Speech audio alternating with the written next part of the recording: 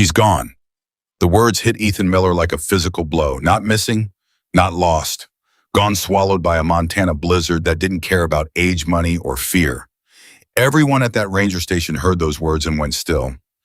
Everyone except Ethan, because he was already pulling on his coat. Before we go any further, if stories like this one move you, please subscribe to our channel and follow every part of this story until the very end. And drop a comment below telling us what city you're watching from. I want to see exactly how far this story has traveled. The bus had been climbing the mountain road for almost 40 minutes when the world outside the windows turned completely white. It didn't happen gradually. One moment there were trees visible through the glass, dark pines dusted with snow, and the next moment there was nothing. Just white. A wall of white so complete and so sudden that several students instinctively grabbed the seat backs in front of them as if the bus itself had vanished and left them suspended in nothing. Ethan Miller felt the shift before anyone named it. He'd grown up on a ranch at the base of the Beartooth Range, and he had learned from the time he could walk that Montana weather didn't negotiate. His father used to say that the mountains didn't warn you, they just acted. And by the time you understood what was happening, you were already inside it. He was sitting near the back of the bus, which was his habit. Back seats were the last ones chosen, which meant they were usually available, which meant Ethan didn't have to go through the quiet humiliation of watching someone move their bag to the empty seat beside them when he approached. He'd learned that lesson sophomore year and hadn't forgotten it. The back of the bus was fine. The back of the bus was his. The chaperone, a heavy-set physical education teacher named Mr. Greer, who seemed to regard the whole trip as an inconvenience to his weekend, was standing in the aisle near the front, one hand braced on an overhead bar, talking on his phone. He was laughing at something. He was laughing at something while the driver, a quiet man named Dale, who Ethan had seen drink 2 large coffees at the last rest stop, leaned forward over his steering wheel and squinted into the white. Ethan watched Dale's hands tighten on the wheel. Watched the driver's shoulders come up toward his ears. Watched the speedometer visible from Ethan's angle in the mirror slowly, carefully drop from 45 to 30 to 20. None of the other students noticed any of this. They were in their own world, earbuds, in phones out, conversations overlapping in the ordinary noise of 17 and 18-year-olds who believed the way young people always believed, that danger was something that happened to other people. Ethan noticed. He noticed because he couldn't afford not to. When you grew up the way he did, when every mistake on the farm had a real cost attached to it, a broken fence meant livestock lost, a missed repair meant a flooded field, a judgment error meant an injury nobody could afford to treat. You learned to read situations before they became emergencies. It wasn't a talent, it was survival. He unclipped his seatbelt, quietly stood halfway up, and looked toward the front of the bus. Through the windshield, the road ahead had disappeared. Not obscured, disappeared. There was no line between road and shoulder, no guardrail visible, no trees, just white ground meeting white sky with no horizon between them. He said, "Mr. Greer." Nobody heard him over the noise of the bus. He said it louder. "Mr. Greer." The teacher turned his head a fraction, the phone still pressed to his ear, his expression carrying the exact weight of someone who did not want to be interrupted. "Sit down, Miller. The driver can't see the road." "I said sit down." Ethan looked at Dale again. The driver's knuckles were pale. The bus had slowed to 10 miles per hour, and Ethan could feel the tires. He could feel them in the soles of his boots through the floor. Searching for traction that wasn't there, finding ice beneath the packed snow, slipping in small sideways corrections that Dale was managing with experience and concentration, but that were getting harder to manage with each passing second. "Mr. Greer, we need to stop." The bus moved. Not forward, sideways. It was a slow movement and almost gentle. The kind of movement that took a full second to register as wrong and then registered all at once horribly, completely wrong. The rear of the bus swung left with a sound like the world clearing its throat, and Dale said something, a single word, sharp and quiet, and then his hands were moving fast on the wheel, turning into the slide the way you were supposed to.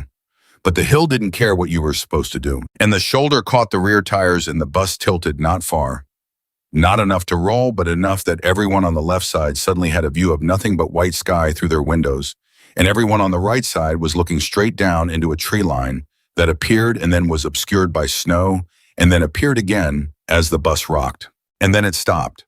hard, against something solid, a sound like a giant's fist hitting a steel drum. The lights went out. Someone screamed. Then several people screamed.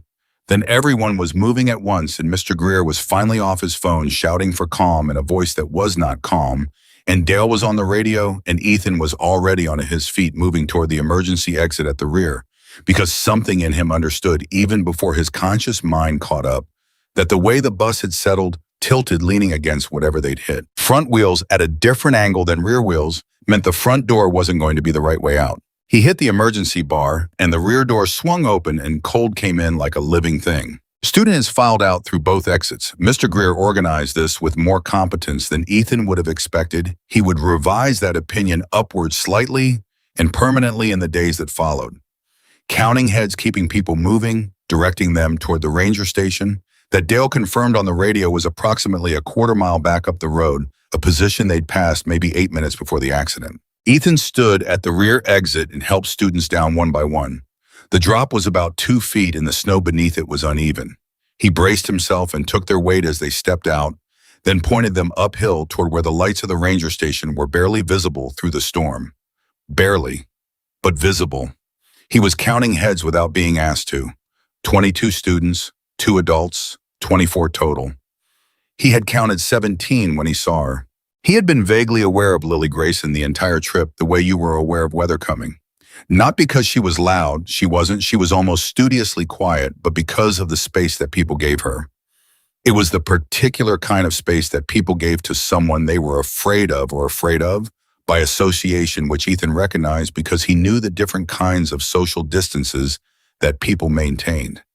He knew the distance of contempt, which was what most of the school maintained toward him. And he knew the distance of fear, which was what they maintained toward Lily. Her father was Mason Grayson. Ethan had heard the name the same way everyone in that part of Montana had heard it, not loudly, not with specifics, but with a particular quality of silence that accumulated around a name until the silence itself became information. Mason Grayson ran the largest chapter of the Hells Angels in the state. He was known to the kind of people who kept track of such things, and he was known by reputation to everyone else. And the reputation was the kind that didn't need to be specific to be effective. Lily wore none of this comfortably. Ethan had watched her enough over the years carefully from the back of classrooms and cafeteria corners to understand that she wore her father's reputation the way you'd wear a coat that was 3 sizes too large. It covered her. It preceded her everywhere she went, and she had stopped trying to be visible from inside it. She had brown hair that she usually kept pulled back. She had her father's dark eyes, which Ethan knew from the one time he'd seen a photograph of Mason Grayson in the local paper.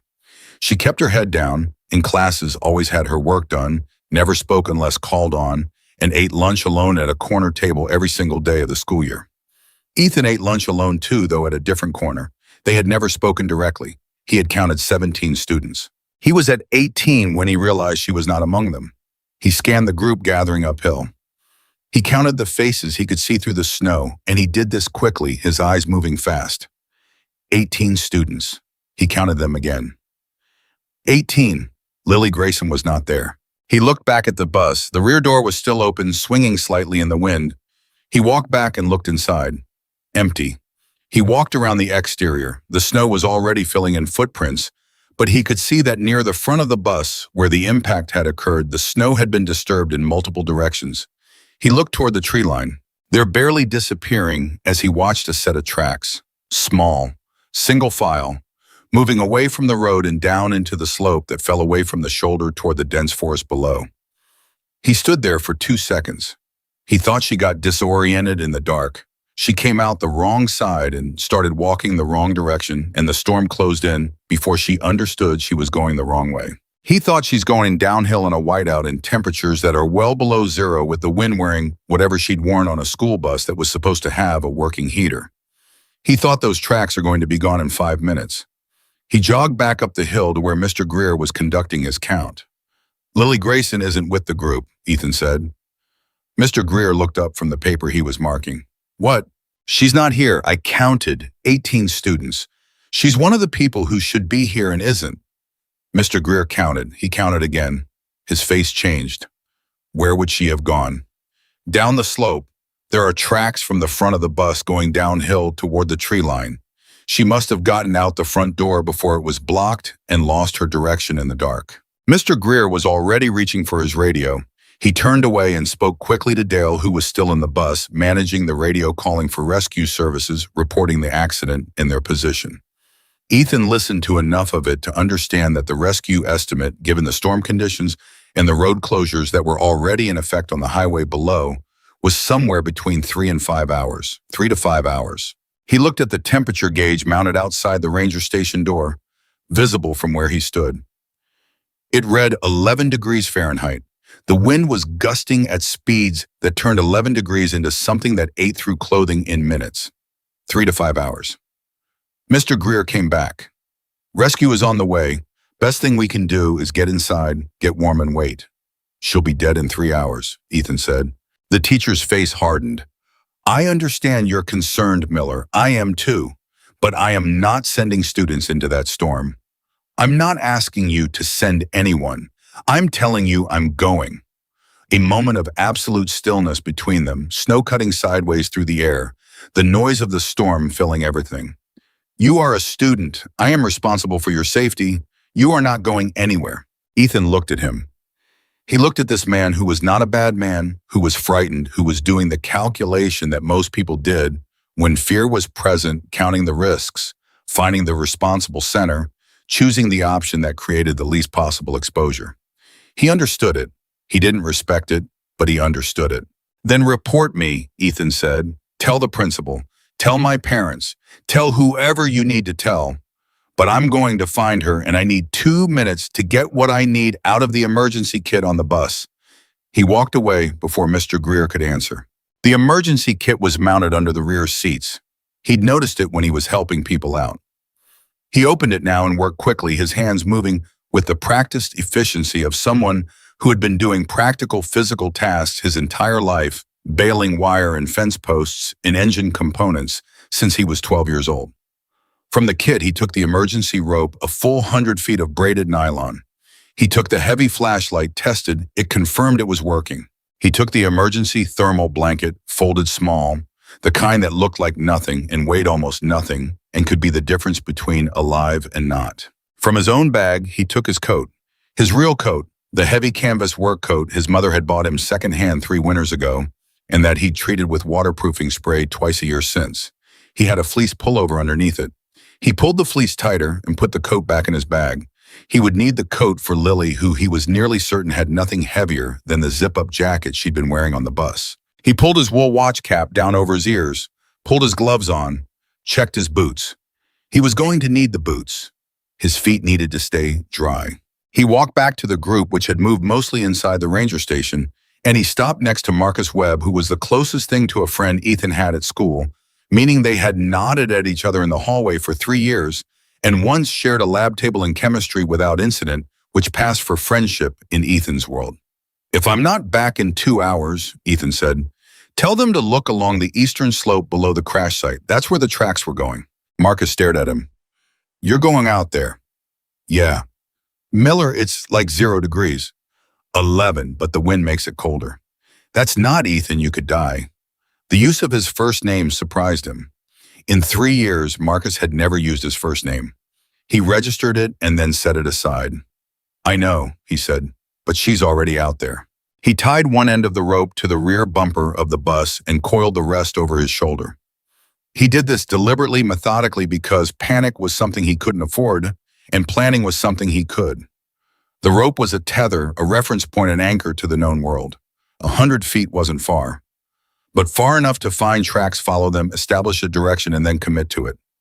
He clicked the flashlight on. The beam carved about 15 feet into the white before the snow swallowed it. He walked into the blizzard. The first thing that struck him, the first thing that always struck him when he was actually inside a blizzard, rather than watching one from a window or a barn door, was the noise. People who hadn't been in a real blizzard imagined it as a cold, silent thing. It wasn't. It was loud. The wind had a register that wasn't quite a howl and wasn't quite a roar, but was something between them that seemed to come from all directions simultaneously, and it was constant, and it pushed, and it filled your ears until you couldn't hear your own thoughts. He kept his eyes on the ground and moved in the direction he'd last seen the tracks, The snow was over his ankles. It would be over his knees within the hour as the drifts built. He reached the rope's end without finding fresh tracks and stopped. He coiled in 12 feet of slack and changed his angle slightly quartering downhill and moved again. On his third angle, he found something a slight depression in the snow, elongated the shape wrong for anything natural, not a branch impression, not an animal trail. The shape of a human footfall. He knelt and examined it with the flashlight. 2 feet down from this impression, another. Same shape, same direction. He dropped the rope. He knew what that meant, and he understood the weight of it. Without the rope, he had no physical connection to the bus, to the ranger station, to the group. He was navigating by instinct in a whiteout in sub-zero conditions. If he lost the trail, he would have to navigate back by memory and compass. He had a small compass on his keychain, his father's habit, and now his own, with no guarantee that memory was accurate in disorienting conditions. He dropped the rope because the tracks were there and Lily was alive and every second mattered. He followed the tracks. They went downhill at an angle which made sense. She would have been moving fast, frightened in the dark, and the slope would have directed her whether she wanted it to or not. The tracks were irregular, the stride pattern of someone stumbling. Recovering, stumbling again, moving not with purpose, but with panic. He knew that pattern. He had seen it in animals lost from a herd moving in the random, terrified pattern of a creature that understood danger but couldn't locate safety. He moved faster. His breath was coming in visible clouds that the wind tore away immediately. His cheeks were burning. His ears, despite the wool cap, felt the cold like a physical pressure. He was calling her name, not shouting wasted breath and heat, both of which he needed, but projecting his voice in a steady carrying call that cut through lower registers of wind. Lily Grayson, my name is Ethan Miller. I'm from your school. I'm following your tracks. He called this every 30 seconds, steady like a pulse. He had been in the storm for 11 minutes when the tracks changed. They changed abruptly. The stumbling downhill pattern ended and became a tight circle. She'd stopped, turned, moved in a small, confused orbit, and then moved laterally along the slope before stopping entirely. He moved faster now, following the lateral trail, and his light caught something that was not snow, a shape. At the base of a large pine, a shape that resolved as he approached into a person curled against the trunk, knees pulled to chest, one arm around them, the other across their face as a shield against the wind. Lily Grayson. He reached her and dropped to his knees. Lily. She moved, barely, but she moved her head, turned in his direction, and he saw her face, and the thing he noticed immediately was that she was not crying. Her eyes were open, dark and enormous, and there was something in them that he would later try to find words for, and couldn't quite not fear, exactly more like someone who has gone past fear into a very quiet place just on the other side of it. Hey, she said. Her voice was thin. Her lips were pale. Hey, he said back. I'm Ethan. I go to your school. I know who you are. Her voice was slow, which worried him. Slow speech was one of the things his father had taught him to watch for. Along with the shivering, she was shivering so hard he could see her shoulders moving even through the zip-up jacket that was doing almost nothing against this cold. How long have you been sitting here? I don't know. A while. Can you move your feet? A pause. Too long. I think so. Try. She tried. Her feet moved and he felt something in his chest loosen by a fraction. Okay, he said. Good. That's good. He was already moving as he talked, working with the speed and efficiency of someone who understood that every second spent assessing is a second not spent acting. He had the flashlight secured under his arm.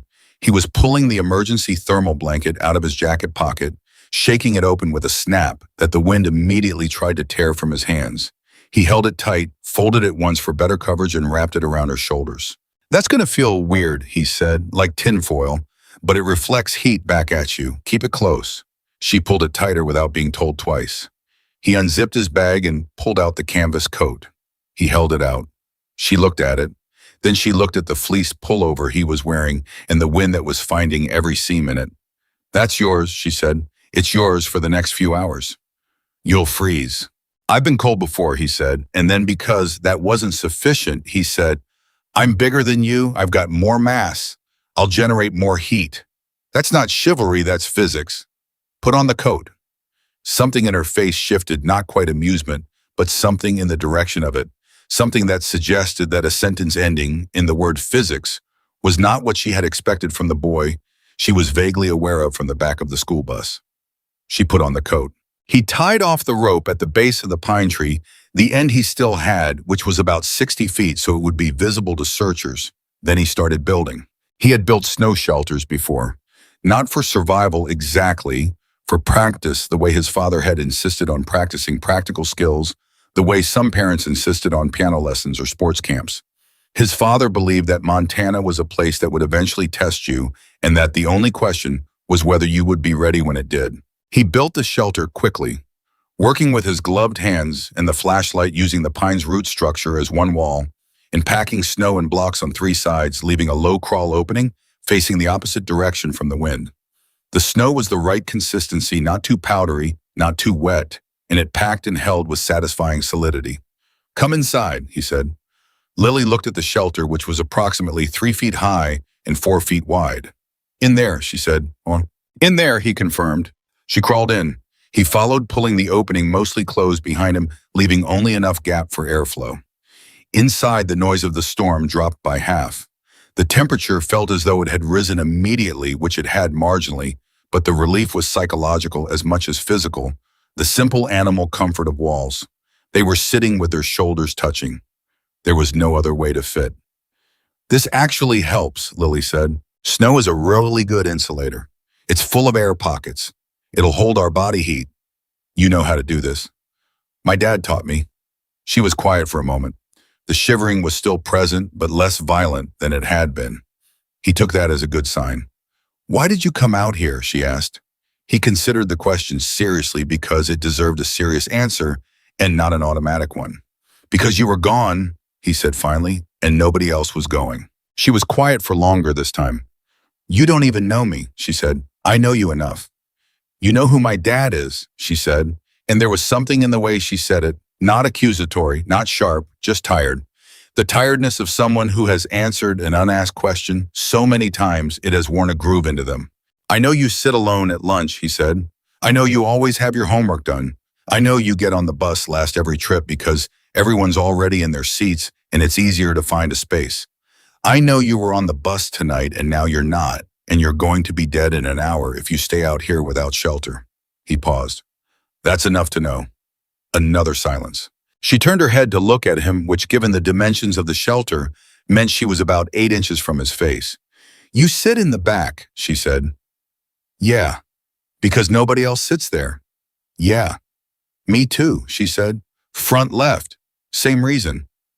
He hadn't known her seat specifically. He filed it away. "How long until someone finds us?" she asked. "Rescue services said 3 to 5 hours. But your father, He stopped. "What about my father?" He had been careful about how to say this. "Someone at the station was going to contact families. Your father is going to know you're missing." She was absolutely still. "They called my dad." "Or they will." She stopped. She breathed. "That's going to make things complicated." He chose his next words carefully because he was beginning to understand that the situation between Lily Grayson and the world outside this snow shelter was not simple, and that the arrival of Mason Grayson was not a comfort to Lily in the way that a parent arriving was supposed to be a comfort. "Complicated how?" he asked. She thought about whether to answer. He could feel the pause in the way her shoulders shifted against his. "Because when my dad gets involved," she said, "things get bigger than they started. He doesn't do anything small, and this situation doesn't need to be bigger than it already is." "He's going to want to find you," Ethan said.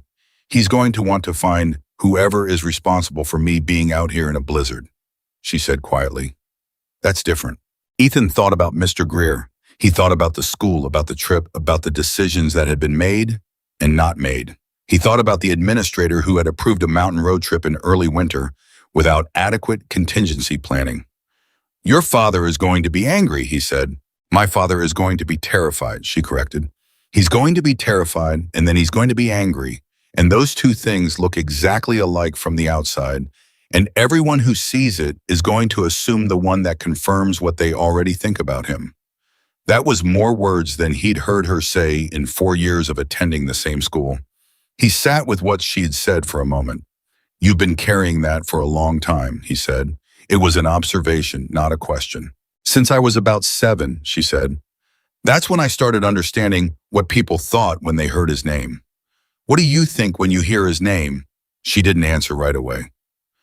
Outside, the storm was working its way toward its peak, the wind cycling upward into something that was making the pine above them moan and shift. "I think about Saturday mornings," she said finally. "He makes pancakes. He's been making them every Saturday morning since I can remember. He burns them slightly on one side every single time without fail, and he gets annoyed at himself every single time like it's a new problem he hasn't encountered before." A pause. "That's who my dad is. That's the part nobody knows." Ethan held that image, Mason Grayson, the feared leader of the Montana Hells Angels, standing at a stove annoyed at a pancake, and something about the unexpectedness of it made his chest ache in a way that he recognized as related to something true. "My dad can't walk without a cane," he said. "He hurt his back 3 winters ago. Equipment failure on the baler, he got knocked over in the barn, and the vertebrae compression never fully resolved. He gets up at 4:30 every morning anyway, every single morning. He moves slower than he used to, and it hurts, and he gets up anyway and goes out to the barn because the animals need him and the work needs doing, and he has never once, not in 3 years, let me hear him complain about it." He paused. "That's what everyone would see if they came to our place and watched him for a day. But nobody comes to our place." Lily was very quiet. "Your family has the ranch on Route 9, she said. "Past the grain elevator." He was surprised. "You know it. I've driven past it. My dad, he knows the ranches in the area." A pause. "He says your family has been working that land for 3 generations. 4, Ethan said. "And then because there was something about this shelter and this storm and this particular darkness that made ordinary self-protection feel unnecessary. We're probably going to lose it. The bank has been patient for 2 years, but the drought hit us hard the last 2 summers, and the cattle prices went the wrong direction at the wrong time, and I don't know how much longer they're going to hold off." He breathed. "That's why I took the job on this trip. $20 an hour as a student helper for the chaperones. I've been saving since September." Silence. "What's the number?" Lily asked. "What?" "The number. How much do you need?" He told her. He didn't know why he told her.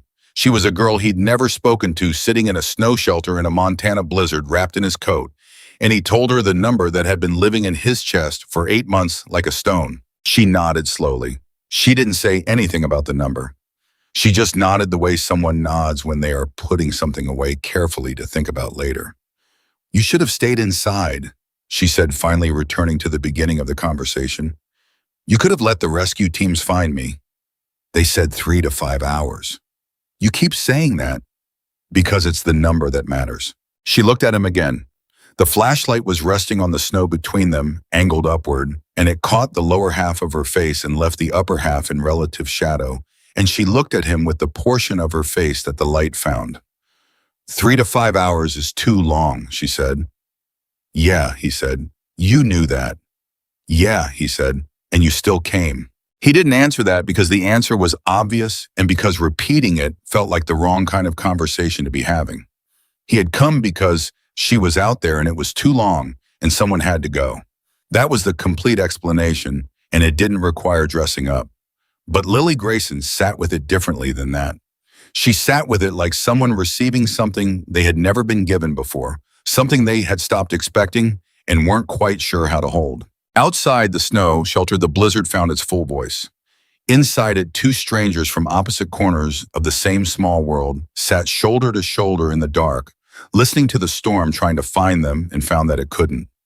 Not yet. Ethan kept checking her hands, her face asking her to move her fingers and toes at regular intervals, watching for the particular stillness and warmth that came just before someone stopped caring about the cold. The most dangerous stage, the stage that felt like relief and was anything but. He knew the signs. His father had taught him those too. "Keep talking to me," he said. "About what?" "Anything. What's the last book you read?" She thought about it. "East of Eden," she said. "For English." "Have you read it?" "No." It's about whether people can choose who they are, whether your family, where you come from, what people expect of you, whether any of that is destiny or whether it's just a starting point." He thought about that. What do you think? He said. I think it's a starting point, she said with a certainty that surprised him.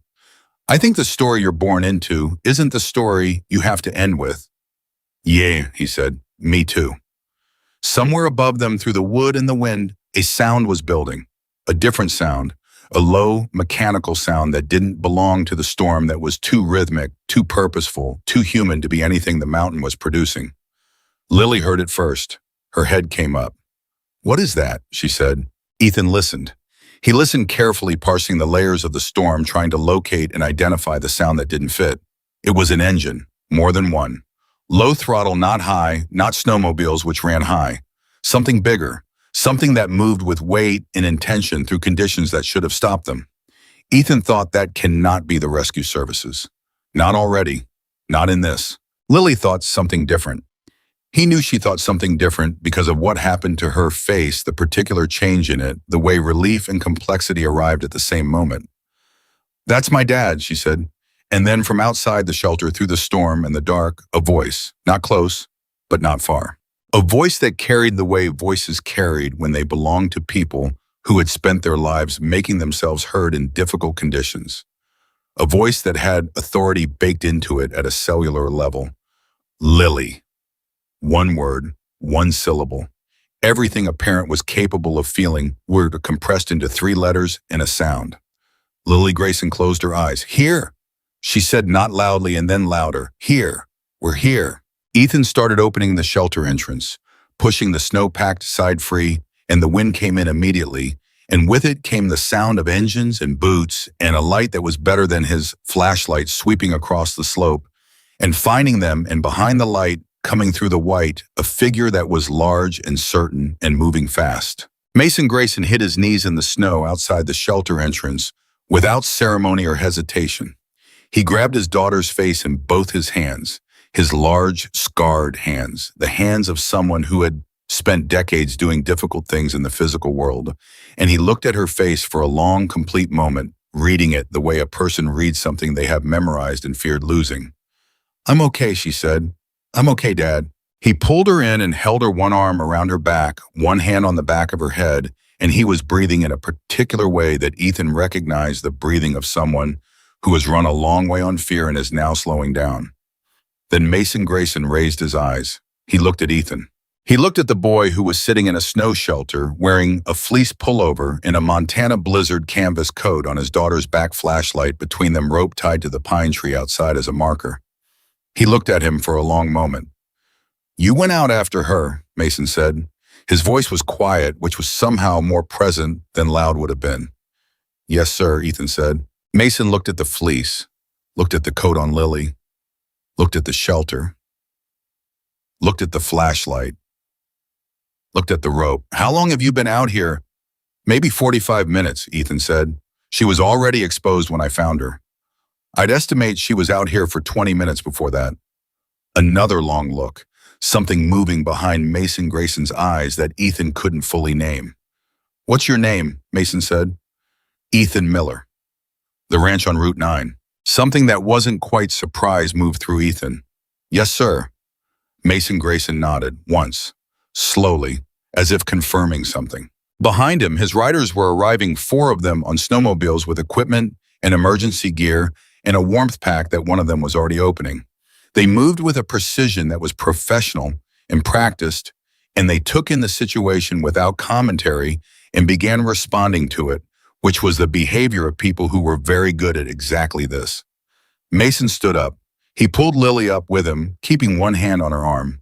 He looked back at Ethan. Can you ride? He said. Ethan stood up from the shelter, his legs stiff from the cold and the cramped position. Yes, sir, he said. And let's get off this mountain, Mason said. He said it like it was already settled, because it was. The snowmobile ride down the mountain took 14 minutes, and Ethan spent all 14 of them trying to keep his hands from going numb where they gripped the back of the seat.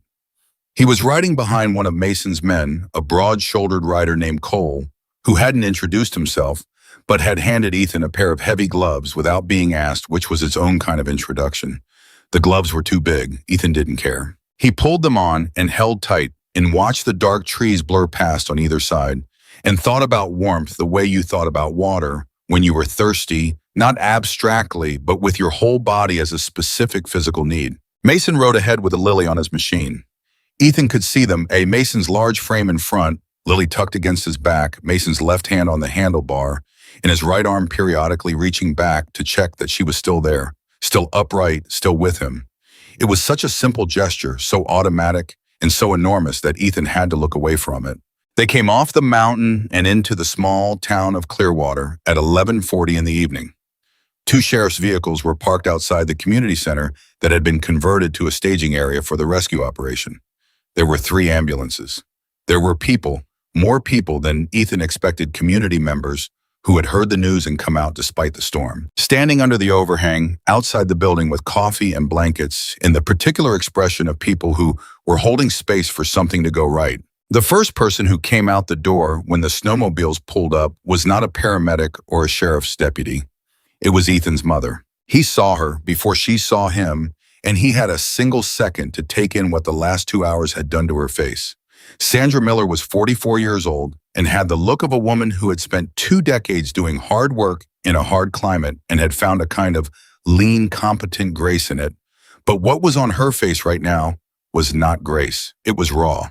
It was the specific rawness of a parent who has been told that her child is missing in a blizzard and has been sitting with that information for over an hour with nothing to do about it. She saw him. She came off the steps before he was fully off the snowmobile, and she hit him the way weather hit all at once without warning her arms around him before he'd fully registered she was moving. She was smaller than him by 4 inches now, which had happened gradually over the past 2 years, and still surprised him sometimes, and she held him with a strength that was entirely disproportionate to her size. "You idiot," she said into his shoulder. "You absolute idiot." "Hi, Mom," he said. "Don't you hi, Mom. Hi, muffed me." She pulled back and looked at his face, both hands on his jaw, her eyes moving over him the way Mason's had moved over Lily, reading, assessing, confirming. "You went out there without telling anyone." "I told Mr. Greer." "Mr. Greer told the sheriff you'd gone off into a blizzard alone and he couldn't stop you, and I have been—" She stopped. She pressed her lips together. She breathed through her nose. "I have been standing here for 53 minutes, Ethan. I know, I'm sorry. Are you hurt?" "No. Your hands." "I'm fine." Cole had extra gloves. She looked at Cole, who was standing a respectful distance away, doing something purposeful with the snowmobile equipment. Then she looked at the coat Lily was wearing, Ethan's coat still on Lily's back, as the paramedics guided her toward the ambulance. And Sandra's expression went through several things in fast sequence, landing finally on something that was beyond words. "You gave her your coat," Sandra said. "She needed it more." His mother looked at him for a long moment with an expression he couldn't fully categorize. It was not surprise. It was something older than surprise. "Your father is going to hear about this," she said. "I know. He's going to be proud of you and furious with you at the same time, and I'm going to have to listen to both. I know that too." She pulled him in again, briefly, fiercely, and then let him go and became practical, steering him toward the ambulance, talking to the paramedic on his right, making the kind of efficient decisions that she made as naturally as breathing, because Sandra Miller had been making decisions under pressure for her entire adult life. Ethan let himself be steered. He was colder than he'd admitted, and the warmth of the community center, when they moved through it, briefly hit him like a physical thing. What he noticed crossing through the staging area was Mason Grayson. Mason was standing near the far wall with the sheriff, and the conversation was not casual. The sheriff, a man named Briggs, who Ethan recognized from the county fair every summer, where Briggs walked the grounds in full uniform, eating a corn dog and maintaining the fiction that he was working, looked uncomfortable in a way that corn dog Briggs never looked. He was holding a clipboard against his chest like a shield. Mason was talking with a quietness that was somehow louder than volume would have been, and Ethan caught a fragment as he passed. "Want to know who approved this road in these conditions? And I want that answer before I leave this building tonight." Briggs said something Ethan didn't catch. Mason said, "That's not an answer. That's a sentence that resembles an answer." Ethan kept moving, but he filed it away. In the ambulance, a paramedic named Jen took his temperature, checked his extremities, confirmed no frostbite, declared him lucky and probably a little stupid, with the professional cheerfulness of someone who had seen a lot worse. She gave him a thermal blanket in a cup of something that was nominally coffee and actually comfort in liquid form. He drank it and felt the heat move through him in stages, like light coming back on in a house room by room. Lily was in the other ambulance. He knew this without being told, the same way he'd been tracking information all night, by accumulation, by small cues, by paying attention to the things that most people were too distracted to notice.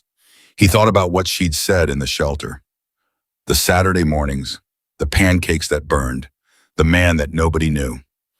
He thought about Mason's face when he came through the storm and found his daughter.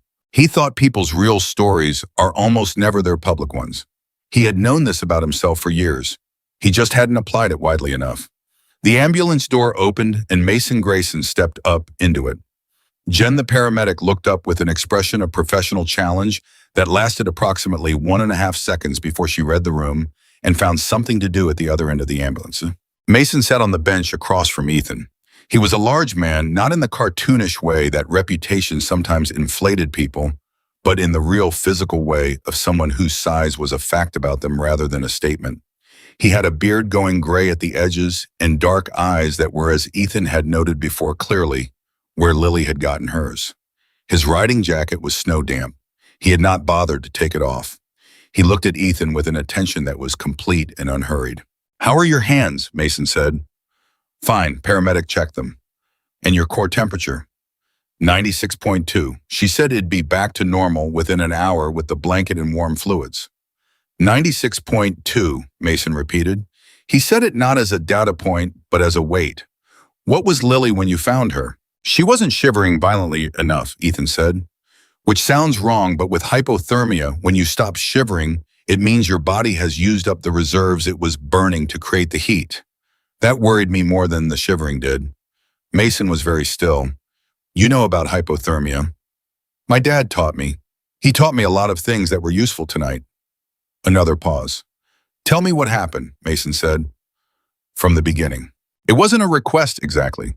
It wasn't an order either. It was the way someone talked when they needed to understand something completely, when partial information was not going to be acceptable, when they had the right to the full version. Ethan told him. He told it straight: the bus, the road, the crash, the count that came up one short, the tracks. He found the rope he used and then dropped the shelter, the 90 minutes they'd spent in it before Mason arrived. He didn't editorialize. He didn't minimize. He didn't inflate any part of it. Mason listened without interrupting. This was notable. Mason Grayson was not. Ethan suspected a man who listened without interrupting as a general practice. But tonight he listened completely. His hands folded, his eyes on Ethan's face, taking in every word. When Ethan finished, Mason was quiet for a moment. "The teacher," Mason said. "Greer. He told me not to go." "And you went anyway?" "Yes, sir." "Because," Ethan looked at him, "because the right thing to do was obvious, and the risk of not doing it was greater than the risk of doing it. Your daughter would not have survived 3 hours in those conditions. What I did wasn't brave. It was arithmetic." Mason looked at him for a long, still moment. "Most people's arithmetic," he said slowly, "doesn't include walking into a blizzard alone for a girl they've never spoken to. Most people's arithmetic doesn't account for what happens if they stay," Ethan said. Something shifted behind Mason's eyes, moved through them and settled somewhere new. "How old are you?" Mason said. 19. "You're a senior." "Yes, sir." "What do you want to do after school?" The question landed in a strange way, because it was such an ordinary question. The question that adults ask teenagers at family gatherings, at graduation parties, in the spaces between more important conversations. And it was coming from Mason Grayson in an ambulance at midnight after a blizzard, and it felt anything but ordinary. "I want to keep the ranch," Ethan said. "That's all I want. I want to find a way to make it work." "The drought hit you hard." 2 years. Cattle prices went the wrong direction at the wrong time. He paused. He had already told Lily the number. He found he was less willing to say it to Mason for reasons he couldn't immediately name. "We're behind." "I know," Mason said. Ethan looked at him. "I know your family's situation," Mason said without apology for knowing it. "I know most of what happens in this county. It's a small place, and I've been paying attention to it for a long time." He paused. "Your father is a good man." "Yes, sir, he is." "Good men shouldn't lose what they've built because of drought and market timing." He said it as a statement of fact, not sympathy, as a position, not a sentiment. Ethan didn't know what to say to that. He held it carefully. "How's your father's back?" Mason said. The specificity of the question landed like a stone in still water. "He manages," Ethan said.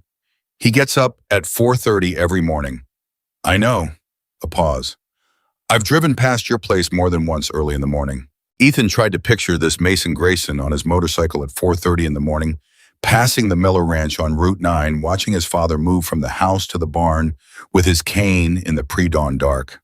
It was so specific and so unexpected that it felt like something from a different story entirely, a story that had been running parallel to his own without his knowledge. "Why?" Ethan said. Mason looked at him steadily. "Because I recognize a man who does the work regardless. There are not very many of them. I notice when I find one." The ambulance was warm now. Outside, he could hear the wind still working, still throwing itself against the world, still insisting on its own importance. "Lily told me about the pancakes," Ethan said. Mason blinked. It was the first time tonight that something had visibly surprised him. "The Saturday pancakes," Ethan said. "She said you make them every weekend and burn them on one side every time." A silence. Then something happened to Mason Grayson's face that Ethan didn't expect and couldn't have predicted. It didn't crack as shyly that implied something breaking under pressure, which was wrong. It softened at the edges in the places where a person kept the things they didn't show the world. It softened in the particular way that happened when something private became unexpectedly known. "She told you that," Mason said. "Yeah. In the shelter." "Yeah, we talked. She wanted to stay awake and talking helped." "What else did she say?" Not suspicious, just the way a parent asked about their child when they'd been given a brief window into something they didn't normally see. "She said she thinks where you come from is a starting point, not a destination. She said she believed that since she was about 7. Mason was quiet. "She's right," he said finally. "I should tell her that more often." "I think she knows you think it. I don't think she knows you'd say it." Mason looked at him sharply, and Ethan held the look and didn't retreat from it because he'd said what he meant, and he wasn't in the habit of apologizing for that. "You're direct," Mason said. "My dad says being indirect is just being dishonest at a slower pace." Something crossed Mason's face that might, in different light and from a different angle, have been the beginning of something that it would eventually become a smile. The ambulance door opened. One of Mason's riders, not Cole, one of the others, an older man with a weathered face and a watchful quality that suggested he had been doing difficult things for a very long time, leaned in. "Lily's asking for him," the man said. Mason and the rider both looked at Ethan. "Me," Ethan said. "You," the man confirmed. He looked at Mason. Mason looked back at him with an expression that was unreadable in the way that complicated things were unreadable, not because there was nothing there, but because there was too much. "Go," Mason said. Ethan went. The other ambulance was 20 feet away. He crossed the space between them in the cold and climbed in the back, and the paramedic inside, an older man named Tom, who had clearly been in this job long enough to find nothing surprising, gave him a nod and made room. Lily was sitting up under a thermal blanket, both hands wrapped around a cup of something warm. She still had Ethan's coat across her shoulders over the blanket because she had apparently refused to give it back. Her color was better. Her eyes were clear. She looked at him when he came in with an expression that was carefully organized. "You talked to my dad," she said. "He came to me." "What did he say?" "He asked about what happened. I told him." She nodded. "What else?" "He said your father is a good man." She blinked. "He said that about your dad." "Yes." She absorbed this. Outside, someone was talking on a radio, and the static carried the particular crackle of bad weather communication, everything slightly distorted by the atmosphere. "He's not going to let this go," she said. "What happened tonight? The school, the trip, the whoever approved it." "I know. I heard part of his conversation with Sheriff Briggs." She looked at him. "How bad was it?" "Your dad was quiet," Ethan said. She closed her eyes briefly. "That's worse than yelling." "I got that impression." A pause. "Are you okay?" she said. "Your hands, your temperature." "I'm fine," the paramedic said, "lucky and a little stupid." "She's right. That's what my mom said too. Different wording." Lily almost smiled. It didn't quite complete itself, but it got closer than anything he'd seen from her all evening, and given what the evening had been, that registered as significant. Your mom was here, Lily said. It wasn't a question. She was waiting. She must have been terrified. Yeah, he paused. My dad is going to be, I don't know yet. He's going to feel things in that particular order he has, where the first thing out of his mouth is always the wrong version of the thing he actually means. And then he'll go quiet for a day and then he'll say the right thing. That sounds like someone else I know, Lily said. Your dad. He once grounded me for a month for going on a hike without telling him where I was, she said. Which is, she paused. I understood it eventually, after I understood what he was afraid of, not what he was angry about. Sundown. Those are different things. They look the same from the outside. From the outside, they look the same. She looked at her cup. It took me a long time to learn to read the difference. I think most people who deal with my dad never get that far. Ethan thought about fear wearing the mask of anger. He thought about how many times he had seen that and called it by the wrong name. When I told him not to go, she started, then stopped. What? Nothing. Old story. She shook her head. What happens now? Hospital, observation. They want to make sure our core temperatures normalize without complication. And after that, I go home. You go home. We go back to school eventually. He paused. And the world is probably exactly the same as it was before tonight. She looked at him. Do you actually believe that? She said. He thought about it. He thought about Mason in the ambulance, about the number he told Lily in the shelter about his father in the 4:30 mornings, about the way Mason had said he recognized a man who did the work regardless, about the pancakes burning on one side, about the particular quality of the space those words had opened up between all of them. No, he said honestly. I don't.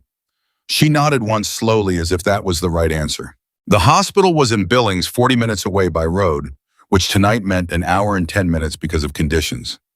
Ethan rode with his mother in her truck following the ambulance that carried Lily, which was itself followed by 4 motorcycles that had no business being on the roads tonight and were there anyway. He watched the motorcycles in the side mirror and thought about what it meant to follow someone through conditions that told you not to. His mother drove with both hands on the wheel and said almost nothing for the first 20 minutes. Then she said, "Tell me what she was like." Lily. Yes. He thought about it.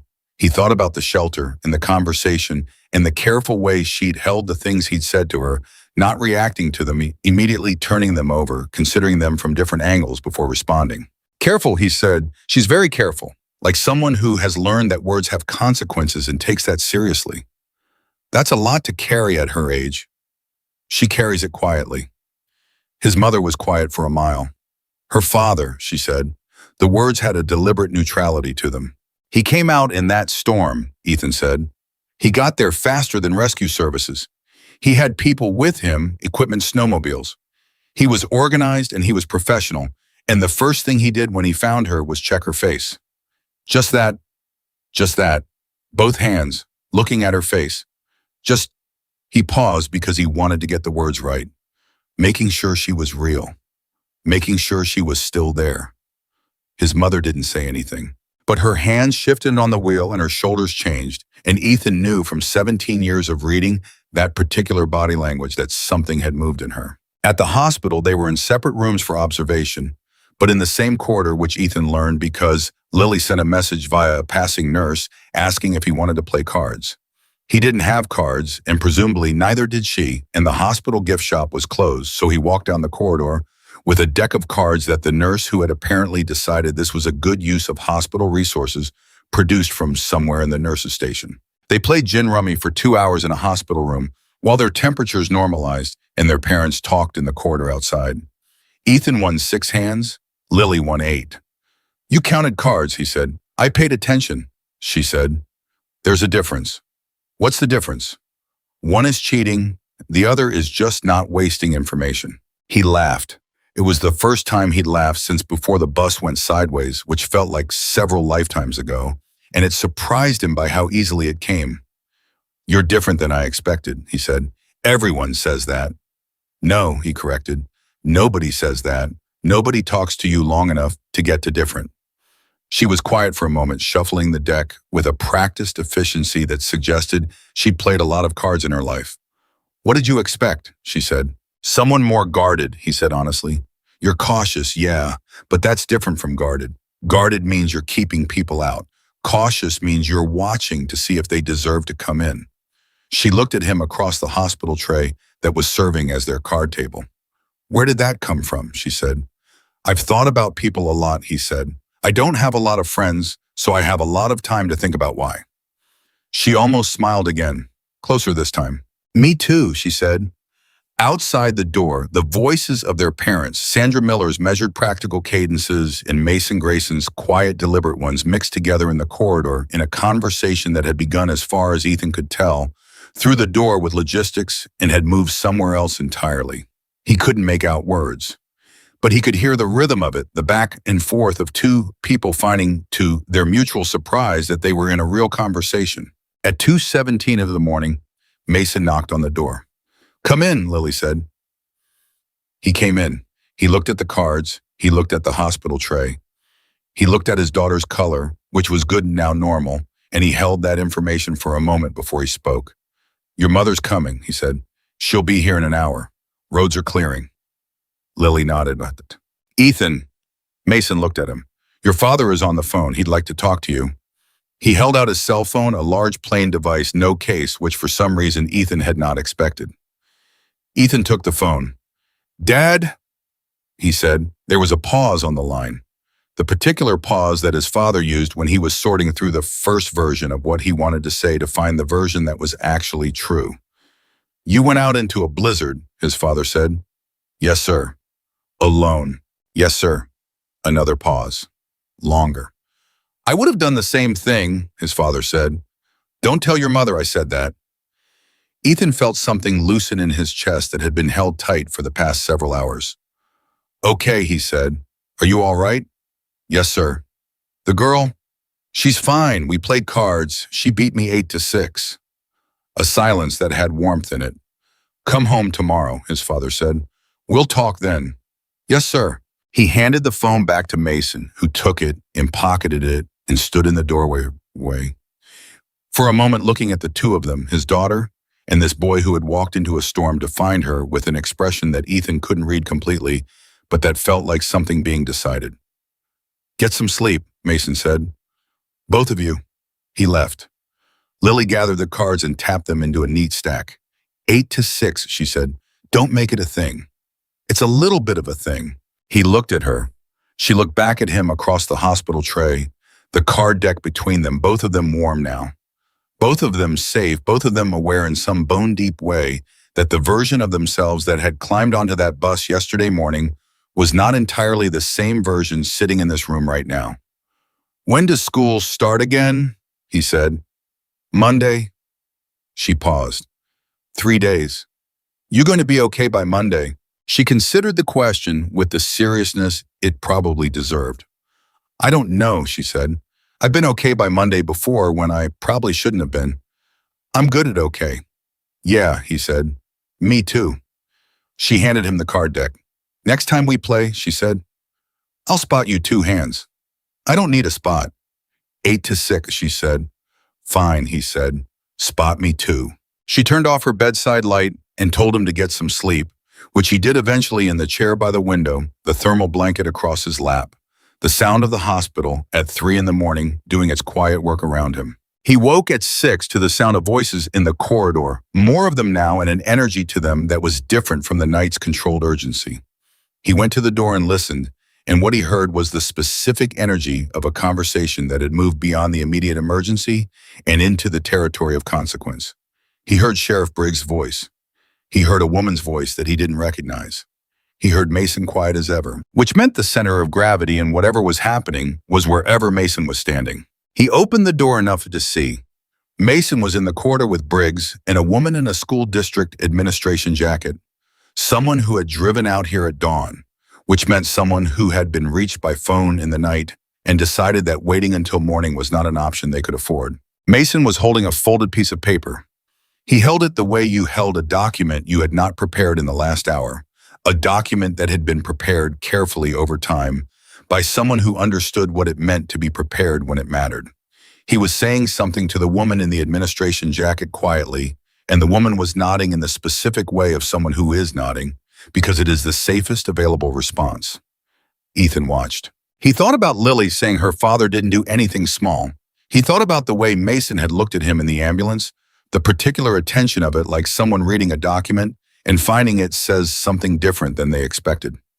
He thought about the ranch on Route 9, the number he'd told Lily in the dark. He thought something changed tonight.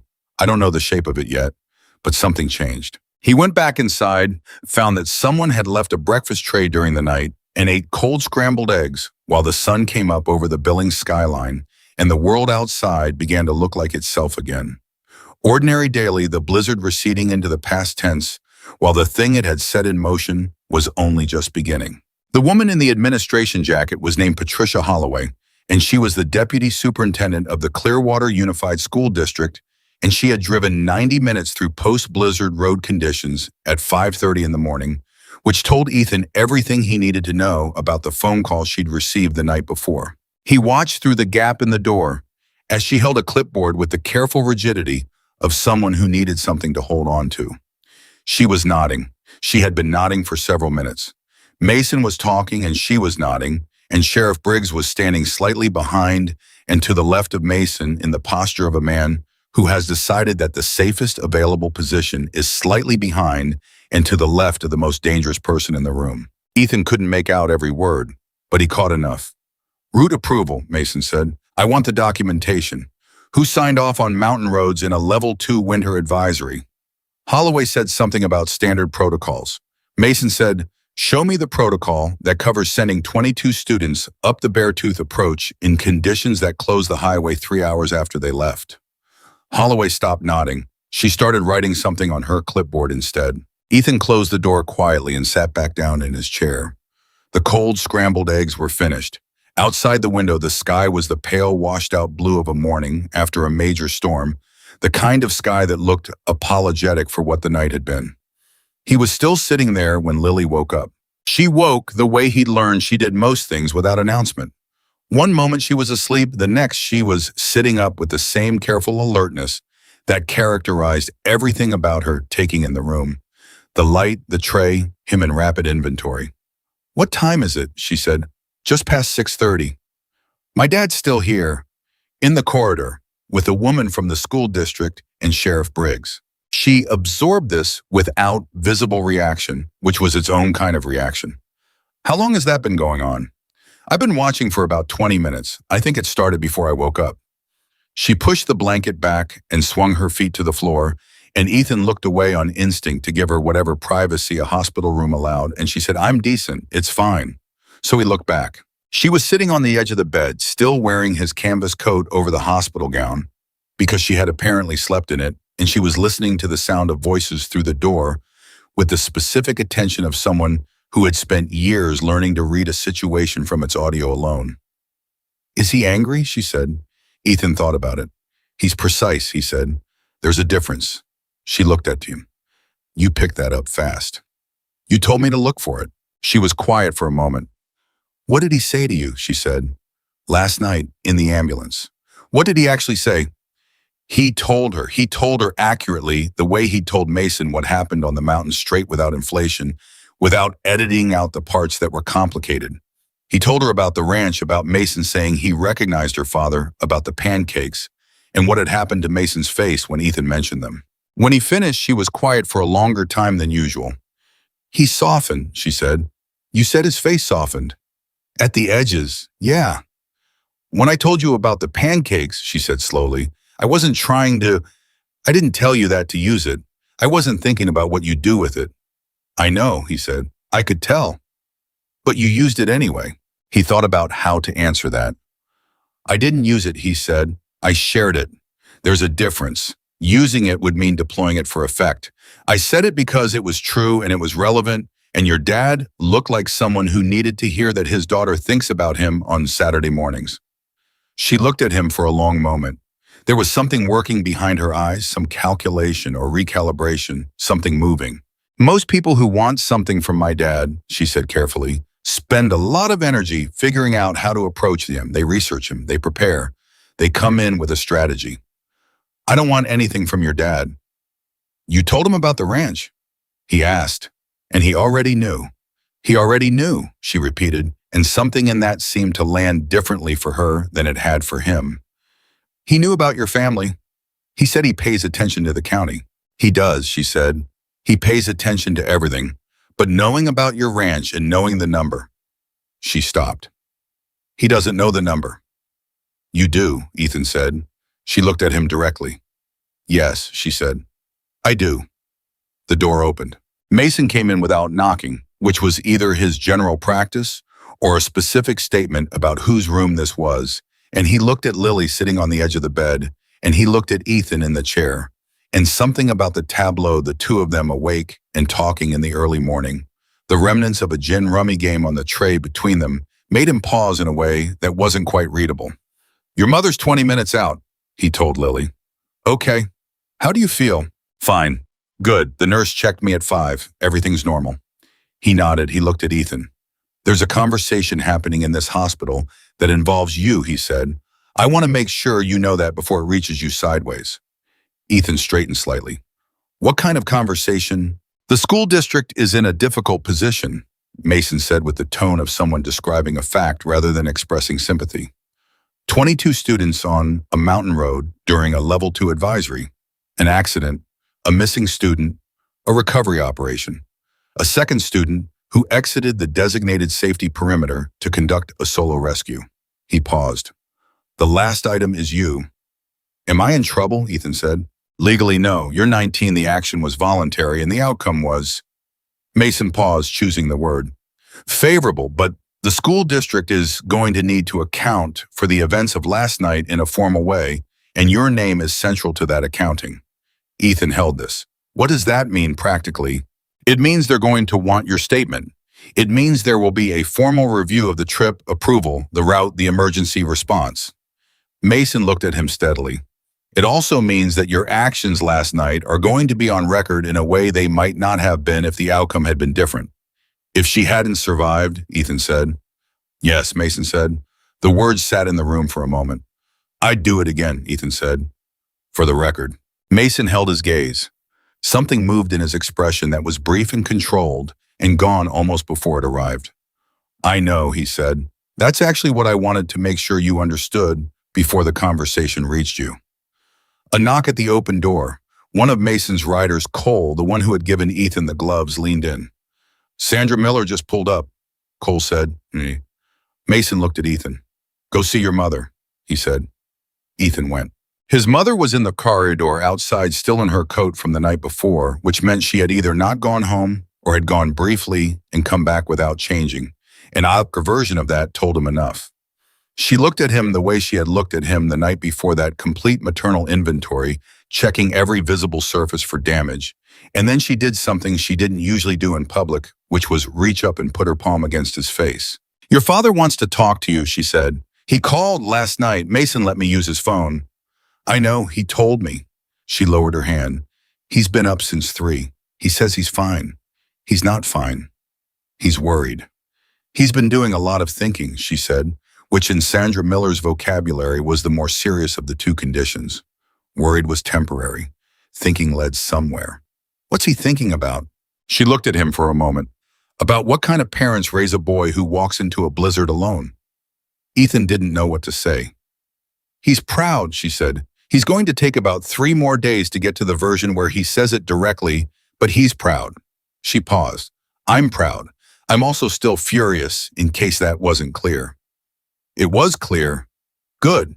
She looked past him at the door to Lily's room. She's all right. She's all right. What's she like? You're the second person to ask me that this morning. I imagine she's the kind of person who prompts the question, his mother said. He thought about that. Yeah, he said. She is. His mother was quiet for a moment. Then she said, Mason Grayson and I talked for almost 2 hours last night while you two were playing cards. This was news. About what? Many things. She said it in a way that didn't invite immediate follow-up, the way she said certain things when she was still processing them herself and wasn't ready to share the processed version. He asked about your father, about the ranch, about the situation with the bank. He already knew. He knows more than you'd think, she said. She stopped. seemed to be finding the right words with the same care that Ethan had noticed in Lily, which made him wonder if that quality was inherited or learned, or whether Mason Grayson created it in the people around him by practicing it himself. "He's not what I thought he was going to be," she said finally. "What did you think he was going to be?" "I don't know exactly. Something simpler." She shook her head. "He's not simple." "No," Ethan agreed, "he's not." The discharge process took 2 hours, which was 1 hour and 45 minutes of paperwork and 15 minutes of actual medical attention, which felt like the correct ratio for a healthcare system doing its best with limited resources.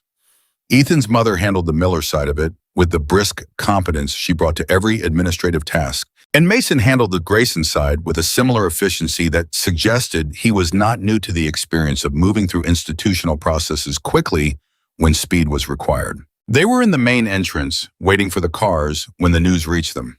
It arrived in the form of Marcus Webb, who had driven to the hospital from Clearwater with 2 other students in a car that smelled of fast food and urgency, and who appeared in the hospital entrance looking for Ethan with the specific energy of someone carrying information they weren't sure how to deliver. "Webb," Ethan said. Marcus looked at him, then at Lily beside him, then at Mason behind her, and underwent a brief visible recalibration. "Hey," Marcus said. He cleared his throat. "So, there's a thing happening." "What kind of thing?" "A phone thing. A video thing." Marcus pulled out his phone and held it up, and Ethan looked at the screen, and what he saw was a clip that was 11 seconds long and had, according to the counter at the bottom of the screen, been viewed 900,000 times in the past 6 hours. The clip was from the ranger station. Someone Ethan still didn't know who, though he would find out later it was a junior named Avery Moss who had been filming everything on her phone as a reflex. The way their generation filmed everything as a reflex had captured the moment Ethan walked away from Mr. Greer toward the bus. 11 seconds. You couldn't see his face. You saw his back, his fleece pullover, him reaching into the emergency kit, him coiling the rope over his shoulder. "You heard someone, Mr. Greer, saying, 'Miller, I'm ordering you not to go out there.' And you heard Ethan say without turning around, 'Then report me.' He gave room." 11 seconds. 900,000 views and climbing. Ethan stared at the screen. "It's on 3 news stations," Marcus said. "Local, 1 national outlet picked it up about an hour ago." He glanced at Mason. "There's also a thing where people figured out whose daughter was missing, and that's generating there's a lot of opinions." Mason reached over and took the phone from Marcus calmly, the way you took something from someone when you intended to examine it rather than react to it. He watched the clip once, then he watched it again. Then he handed the phone back. He didn't say anything for a moment. Then he said, "Who is this Greer, the chaperone?" Ethan said. "The PE teacher." "He told you to report him," Mason said, not a question. "He told me he was ordering me not to go, and I said he could report me." "And then you went anyway?" "Yes, sir." Mason looked at the phone in Marcus's hand. He looked at the view count. He looked at Ethan. 900,000 people watched you walk away from someone telling you not to do the right thing, Mason said slowly.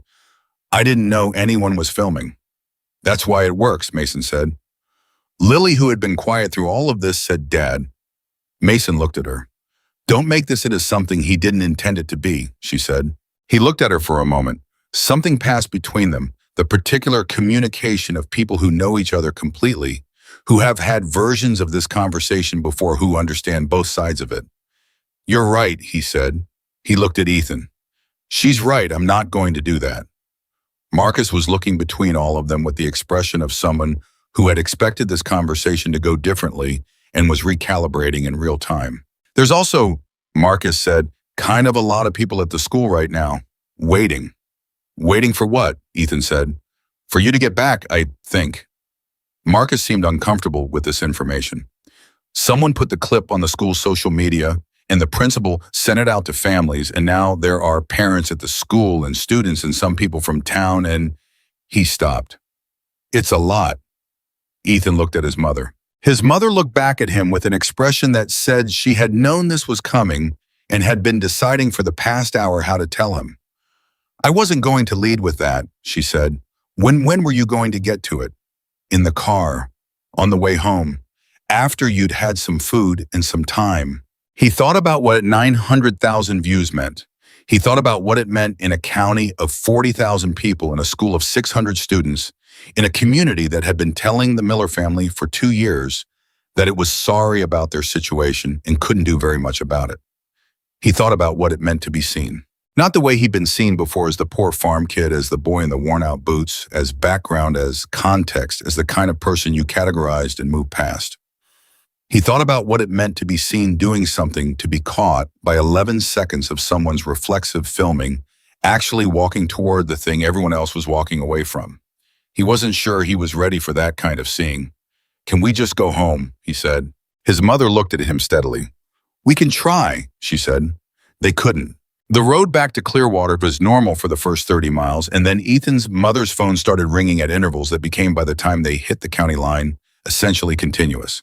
She handed it to Ethan and told him to manage it, which was what she said when a situation had outgrown her bandwidth and she needed a partner. He answered the first 3 calls, a local news station, the Billings Gazette, and a number he didn't recognize that turned out to be a producer from a national morning program, and didn't answer the rest. "This is going to be a problem," he said. "Or an opportunity," his mother said in the careful tone of someone who believed both things simultaneously. "Those aren't mutually exclusive." "No," she agreed, "they're not."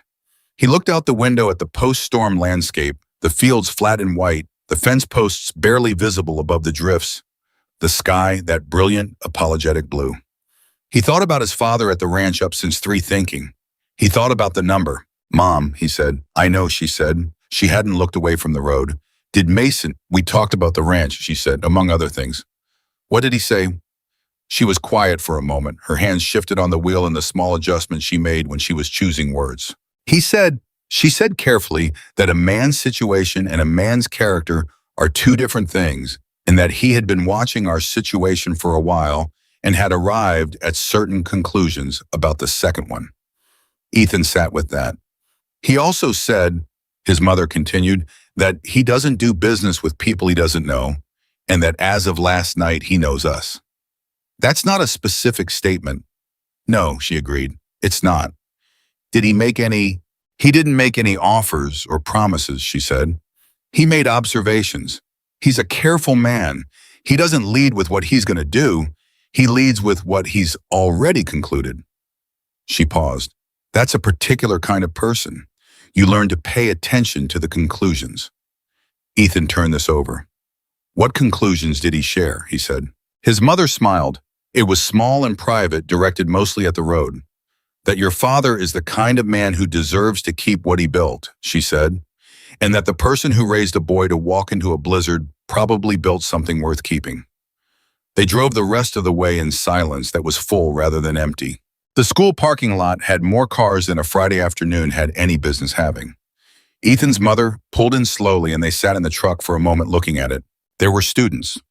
There were parents. There were people Ethan recognized from town, people who knew his parents, who had known his grandparents, who were part of the fabric of the county in the way that people in small communities were part of a fabric without anyone formally designating them. So there were 2 news vans at the far end of the lot, which his mother looked at and then looked away from.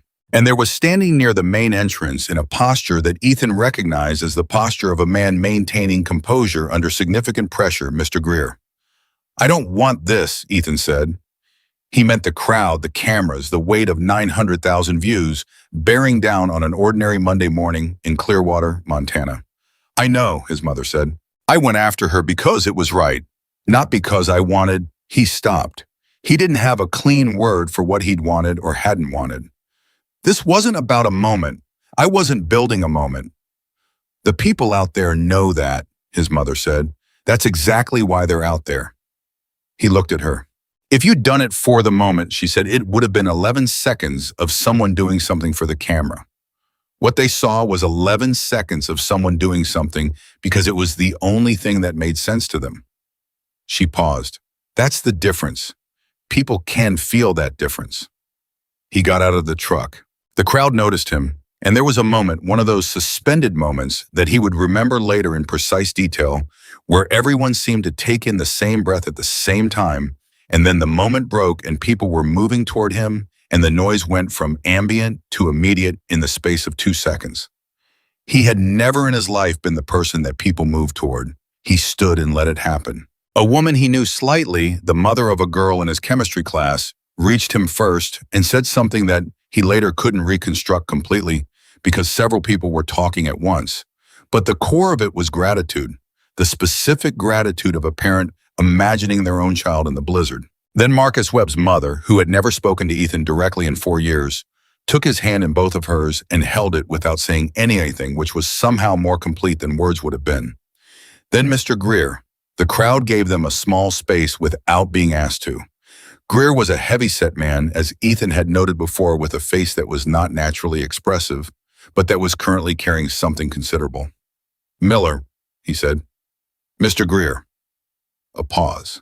"I need to tell you something," Greer said. "Okay. I was wrong." He said it flatly, without decoration, without the usual adult qualifications that softened an admission into something easier to carry.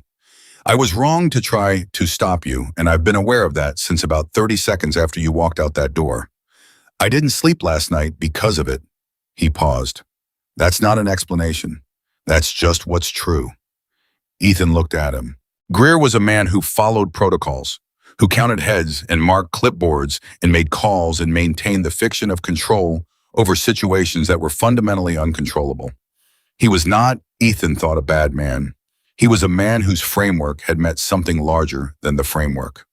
"You were trying to keep everyone safe," Ethan said. "I was trying to keep myself protected," Greer said.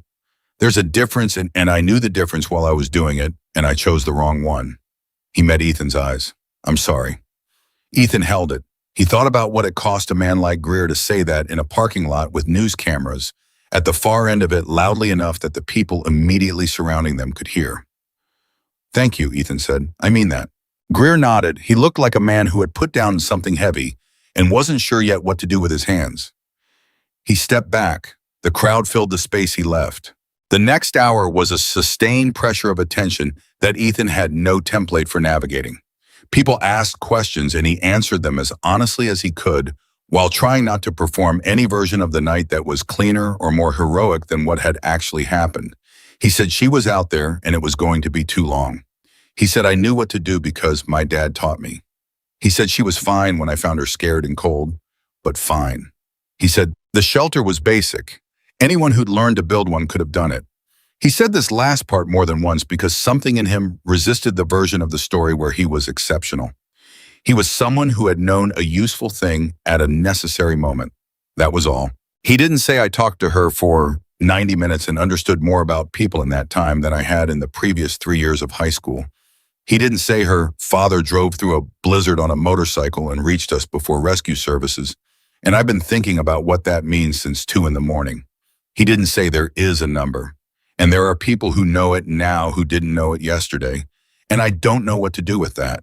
He said the things he could say and held the other things carefully. Lily arrived at 11:30. He didn't know she was coming. He was standing near the edge of the crowd, having extracted himself from the main press of it 10 minutes earlier, talking to a reporter from the Gazette who was young enough to still be asking the actual questions instead of the manufactured ones when Mason's truck pulled into the far end of the parking lot. He saw Lily get out, and he saw what happened to the crowd when it recognized her. It was not hostility. That was what he'd expected, knowing the school, knowing the history of how people here had treated her. But it wasn't hostility. It was something more complicated than that, a kind of uncertainty, a visible collective recalibration, the crowd processing that the girl they'd spent 3 years filing under their father's reputation was also the girl in the snow, the reason for the moment they'd spent all morning celebrating. Lily walked through the parking lot the same way she walked through every room, head up, eyes forward, pace even.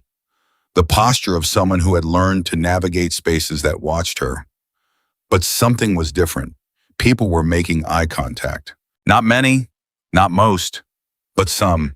And they were holding it instead of looking away. And a girl who hadn't been in school since Thursday said something Ethan couldn't hear from his distance, and Lily stopped and answered it, and the girl said something back, and Lily nodded. It was 30 seconds. It was nothing measured against 3 years of lunch alone in the front left corner. But it was 30 seconds that hadn't existed before Friday night. Lily found Ethan across the parking lot the way you have found someone in a crowd when you'd been oriented toward them for a while without naming it. Their eyes met. She walked toward him and stopped a few feet away, and they stood there for a moment in the particular silence of two people who had shared a snow shelter in a Montana blizzard and were now standing in a parking lot in ordinary daylight with a crowd around them. 8 to 6, she said. He felt something unknot in his chest. I had bad cards, he said. You had the same cards I did. You spotted me 2 hands and still barely won. 6 to 8 isn't barely. Behind her, Mason had stopped to speak with someone Ethan didn't recognize. A man in a suit who had the particular energy of someone with a title, and Cole and two other riders had positioned themselves in the relaxed but comprehensive way that people position themselves when they were providing security for something and making it look casual. Are you okay, Ethan said, being here after everything? Lily looked at the crowd and then back at him. I've been thinking about that, she said, whether I'm okay being seen. And I think I've been invisible for so long and I forgot this alternative existed, she said. And then someone saw me in the dark in a snowstorm and she stopped. She organized the thought. It turns out being seen doesn't feel like what I thought it would feel like. What did you think it would feel like? Exposure, she said, like someone finding a weak point. She paused. It doesn't feel like that. What does it feel like? She looked at him for a moment with those dark eyes that were so entirely her own, despite being her father's inheritance. Like something I might be able to get used to, she said. From across the parking lot, Mason Grayson was watching them. Ethan felt it the way you felt a weather change, not seeing it directly, but registering it in the atmosphere in some awareness that sat below the level of conscious thought. He looked over. Mason was indeed watching. The suited man was still talking to him, but Mason's eyes were on the two of them, and when Ethan met his gaze, Mason gave a single small nod. Not approval exactly, not permission, something less definable than either of those, like a man acknowledging that something has already happened and that acknowledging it is the correct response to it. Ethan nodded back. Around them, the crowd was still moving and talking and spilling its gratitude into the post-blizzard morning air. The news vans at the far end of the lot had their cameras up. The school building behind them had its lights on the ordinary machinery of a Monday morning running, despite everything that had happened since Friday. Ethan thought about the ranch, about his father up since 3 thinking, about the number that Lily knew and his mother was carrying carefully, and Mason had approached obliquely in the way of a man who arrived at things on his own timeline. He thought about the 11 seconds. He thought about 900,000 views, becoming 10, becoming 15, becoming whatever number it would reach before the news cycle moved to the next thing, as news cycles always did. He thought this is the moment where everything either changes or doesn't. This is the edge, and I'm standing on it without knowing which side I'm going to end up on. He thought, but I've stood on edges before. The edge of the road in a blizzard rope over my shoulder flashlight in the dark. This one at least has better visibility. What are you thinking, Lily said. About the ranch, he said honestly. What about it? Whether it is still going to be there in 6 months. She looked at him steadily. It will be, she said, not comforting, not vague reassurance. The flat certainty of a statement of fact, the way she'd said the thing about starting points in the shoulder with the particular confidence of someone who had made a decision before the words arrived. He looked at her. How do you know, he said. She held his gaze. Because my dad doesn't lose things he's decided to protect, she said. And he decided last night. The crowd moved around them. The cameras rolled at the far end of the parking lot. Mason Grayson finished his conversation with the suited man and stood in the winter morning light of a parking lot in Clearwater, Montana, watching the farm boy and his daughter with the quiet, settled expression of a man whose arithmetic had arrived at a clear answer. And somewhere on Route 9 in a barn that needed a new roof, and on land that had been worked by the same family for 4 generations. Robert Miller got up from the kitchen table where he had been sitting since 3 a.m. and went to feed his animals the way he always did, the way he would do tomorrow and the day after that, moving carefully through the cold with his cane and his 4:30 certainty and the particular stubborn grace of a man who did the work regardless. He didn't know yet what was coming, but he had raised a son who walked into blizzards, which meant on some level, he already did. Mason Grayson came to the Miller Ranch on a Wednesday. Ethan knew he was coming because Lily had texted him Tuesday night a single sentence, no preamble, the way she communicated when the thing she was saying didn't need ornamentation. My dad's going to your place tomorrow morning. Thought you should know.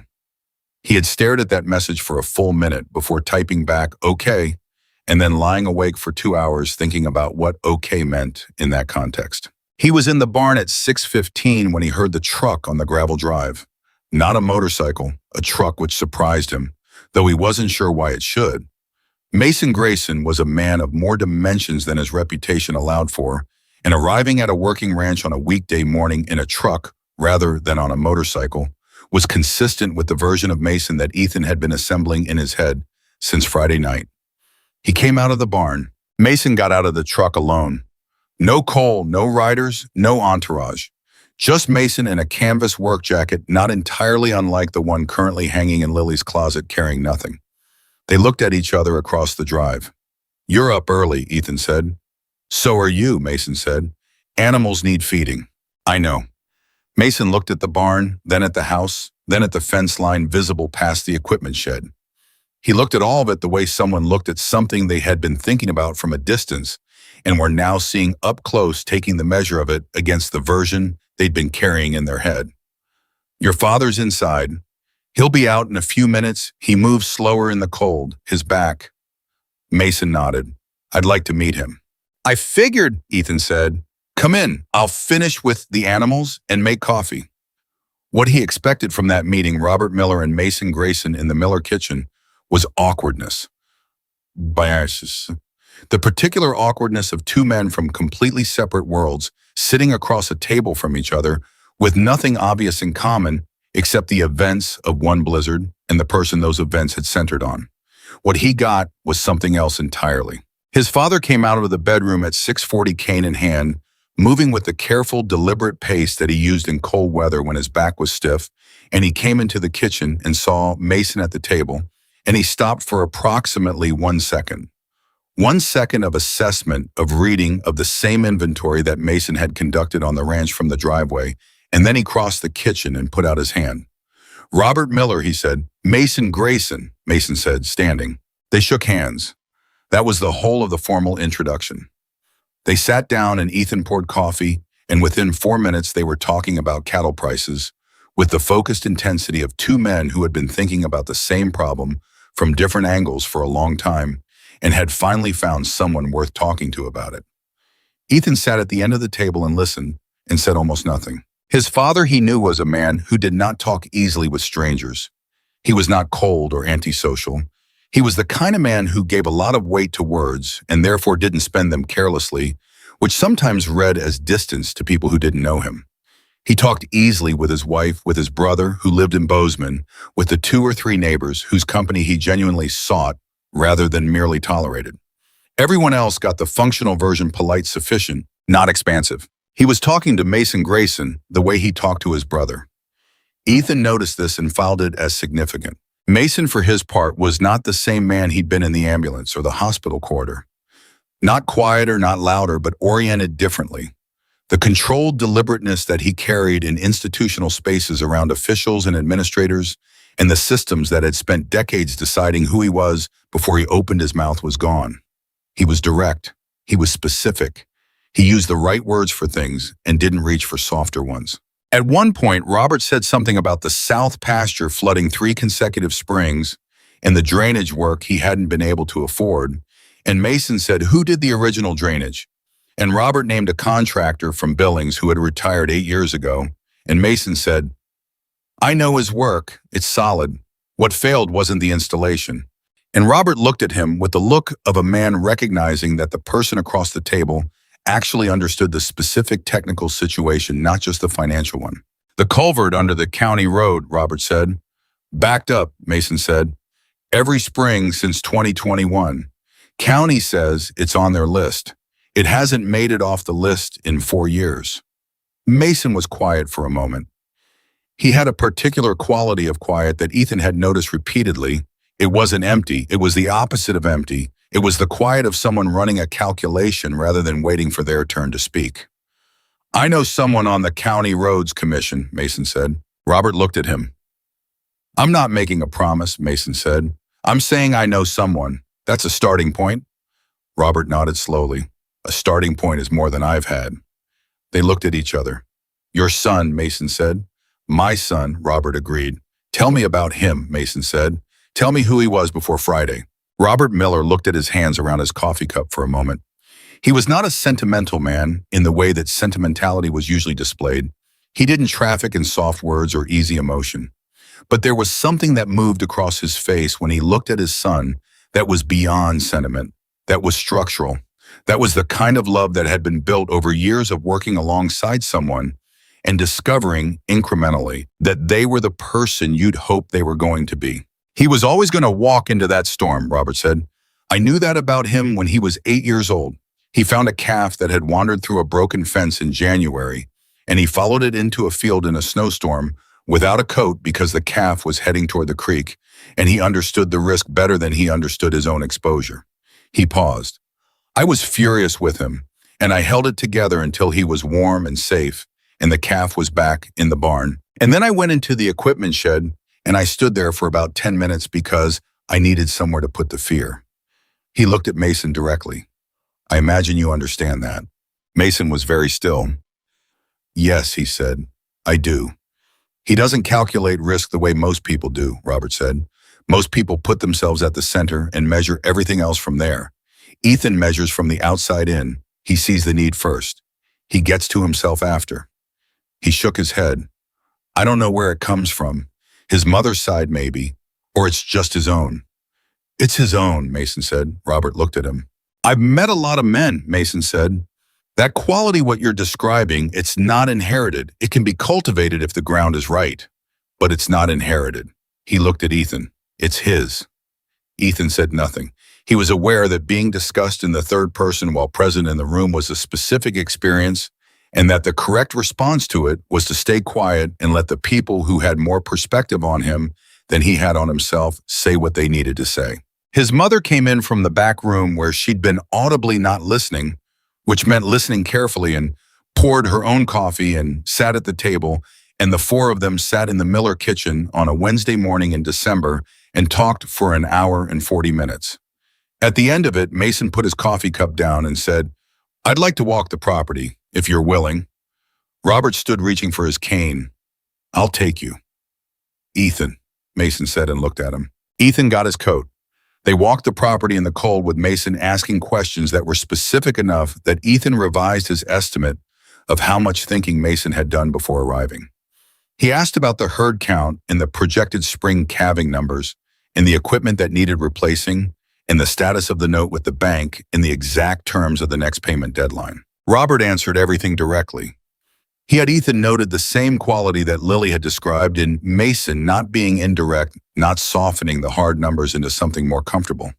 Just the facts stated plainly with the particular dignity of a man who was not ashamed of his situation, even when his situation was bad. At the far end of the south pasture near the fence line that needed 3 sections of new posts, before spring, Mason stopped. I'm going to tell you what I'm thinking, he said to Robert. And I want you to tell me if any part of it isn't acceptable to you. I mean that genuinely. This isn't a negotiation where one side is already settled. If you say no to any part of it, that's the end of it. Robert leaned on his cane and looked at Mason with full attention. I have resources, Mason said, not because I was handed them, because I built things the way you built this, and some of what I built turned into resources. I have people who do work construction, drainage, fencing equipment, and repair. They're good at it. They're people I trust. He paused. I also have relationships with financial institutions that are not the kind of relationships most people have with financial institutions, meaning I have been around long enough and have enough of a track record that when I make a call, people listen. Robert was quiet. What I'm proposing, Ed Mason said, is not charity. I want to be very clear about that because I imagine the word has come up in your house over the past 2 years, and I imagine your response to it has been consistent. Robert said, my response has been no. I know, Mason said. My response would be the same. He looked across the pasture. What I'm proposing is investment. In exchange for an interest in the ranch's output over the next 5 years, a minority interest structured so that you retain full operational control, I front the capital to clear the bank, note repair the drainage, and bring the herd to the size it should be running at to be profitable. He paused. At the end of 5 years, the interest reverts. It's yours clean. Ethan heard his father's breathing change. Not dramatically, not visibly. The way breathing changed when something very large arrived in a very quiet way, and the body registered it before the mind had time to construct a response. Why, Robert said. Because your son saved my daughter, Mason said. I won't take payment for that, Robert said immediately. I know, my mom, Mason said. I'm not offering payment. He looked at Robert directly. I'm offering what I offer anyone whose character I've verified and whose situation has a solvable problem. Your son showed me your character. Your character showed me that your situation deserves a solution. He paused. The two things are related, but they're not the same transaction. I'm not buying what Ethan did. I'm responding to what I learned from it. A long silence. The wind moved through the fence post, the same wind that worked this land every December, the same wind that Ethan had grown up with, that his father had grown up with, that his grandfather had built fence posts against. I need to talk to my wife, Robert said. Of course, Mason said. And I need a lawyer to look at anything on paper. I'd expect nothing less, Mason said. And I need, Robert stopped. He looked at the fence line, the pasture, the equipment shed visible in the distance. He looked at it the way someone looked at something they had been afraid of losing for so long that they had stopped letting themselves look at it directly. I need a day, he said, to think. Take the week, Mason said. Robert looked at him. I'm not going anywhere, Mason said, and neither is my offer. They walked back to the house. Ethan's mother was waiting in the kitchen with the particular stillness of someone who has heard through walls and distance enough to understand the shape of what was said without the specifics. Mason said goodbye to both of them. He shook Robert's hand again, and he looked at Sandra with the direct respect of a man who understood exactly what she had been carrying and chose to acknowledge it without making it smaller by naming it. At the door, he looked at Ethan. Come by the shop on a Friday, he said. Your shop, Ethan said. I have a shop in town. Engine repair mostly, custom work. A pause. I want to show you something. Okay, Ethan said. Mason left. The three of them stood in the kitchen in the silence that Mason left behind, which was the particular silence of people who have just been in the presence of a significant event and are still processing whether what they think happened is what actually happened. Robert sat down. Sandra sat across from him. Ethan stayed standing. Well, Robert said. Well, Sandra agreed. I want to hear your read on it, Robert said. Both of you. Sandra looked at her husband and then at her son. She had the expression of someone who arrived at conclusions before conversations ended and spent the remainder of the conversation waiting for everyone else to catch up. He means what he says, she said. He's not a man who makes moves like this without having thought it completely through. He came here having already decided. The conversation was courtesy, not deliberation. You got that from watching him, Robert said. I got that from talking to him for 2 hours in a hospital corridor on Saturday morning, Sandra said, and from watching him for 1 hour and 40 minutes this morning. Robert looked at Ethan. What do you think? Ethan thought about the ambulance, about Mason watching the clip of the 11 seconds and saying 900,000 people watched you walk away from someone telling you not to do the right thing, about Lily saying my dad doesn't lose things he's decided to protect, about Mason in the field just now saying the two things are related, but they're not the same transaction. I think he's a man who separated those things very carefully, Ethan said. What I did and what he's offering. He needs us to understand they're separate, and I think they actually are. And I think if you look at it as payment, you'll be reading it wrong. Robert was quiet. I also think, Ethan said carefully, that the offer is structured the way it is because he understands your pride, Dad. Not to get around it, to respect it. His father looked at him for a long moment. When did you get so old? Robert said. Not rhetorically, the genuine question of a parent recognizing something in their child that arrived without announcement. Friday night, Ethan said, somewhere between the bus and the pine tree. His father made a sound that was not quite a laugh and not quite something else, and reached across and put his hand briefly on Ethan's arm, and that was the whole of it, the Miller version of everything that some families required paragraphs to express. On Friday, Ethan went to Mason's shop. It was on the north end of town in a building that looked like a former auto repair place, which was exactly what it had been before Mason's people had rebuilt the interior over the course of 2 years into something that was, as Ethan discovered, when he went inside, serious in the way that places used by people who were serious about their work were serious. It smelled of metal and oil and something solvent adjacent. The equipment was well maintained and deliberately chosen and organized with a precision that suggested whoever ran this space understood that disorder in a workshop was a character flaw, not an inconvenience. Cole was there, and two other men Ethan recognized from the mountain. They nodded at him the way people nodded at someone who had been through something with them, brief, direct, carrying a meaning that had nothing to do with the surface gesture. Mason was at a workbench over something in pieces. He looked up when Ethan came in. "You're on time," he said. "I'm usually on time," Ethan said. "Good habit." He set down the part he was holding and wiped his hands. "Come look at this." He led Ethan to the far side of the shop where something sat under a canvas cover. He pulled the cover back. It was a motorcycle.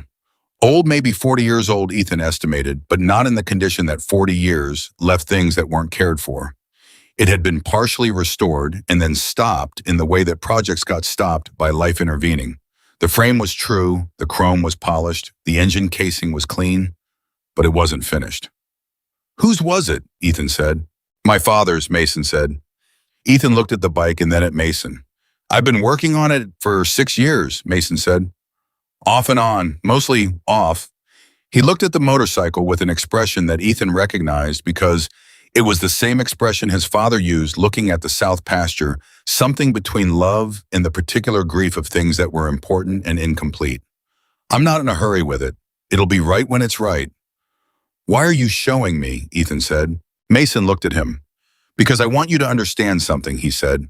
"Everything worth doing takes longer than you think it should. Everything worth building has a period where it looks like it's not going to work. Your ranch, this bike, what I'm asking your family to consider." He paused. "What happened last Friday was one moment. The things that grow from one moment take time. I need you to have patience with that." Ethan looked at the bike. "Are you talking about the investment?" he said. "Among other things," Mason said. Ethan thought about what among other things might include. He thought about Lily in the parking lot. 8 to 6. The almost smile that had been getting less almost and more actual over the course of several days of texts and one phone call that had lasted 40 minutes and covered in no particular order. Steinbeck fence post installation, the specific injustice of the school's cafeteria pie schedule, and what it was like to be the person at the center of a story you didn't write. "I understand patience," Ethan said. "I grew up on a ranch." "I know," Mason said. "That's why I said it to you instead of someone else." Cole appeared from the other side of the shop with 2 cups of coffee that were clearly not the first cups of coffee made in this building today, and he handed one to Ethan without ceremony, the same way he'd handed him the gloves on the mountainside, and Ethan took it with the same gratitude, not performed, just genuine. "There's something else," Mason said. Ethan waited. "The school district settled the review yesterday," Mason said. "Formally, the trip approval process is being overhauled. Greer has been given the option of retraining rather than termination, which I'm told he accepted. The route was flagged as a category error. Mountain road access in winter advisory conditions required a higher sign-off level than it received." He paused. "Patricia Holloway, the deputy superintendent, submitted the review herself. She was more thorough than I expected." "You expected her to cover it," Ethan said. "I expected her to manage it," Mason said. "There's a difference. She managed it honestly, which took more courage than I gave her credit for." Ethan thought about that, about the woman with the clipboard in the hospital corridor nodding, about what it looked like when someone did the right thing under pressure in a way that cost them something. "What does that mean for everyone on the trip?" he said. "Academically, nothing. The trip counts. No one's records are affected." Mason looked at his coffee cup. "There was some pressure to frame it as a student conduct issue. You're leaving the designated area. That pressure was rejected formally in the review."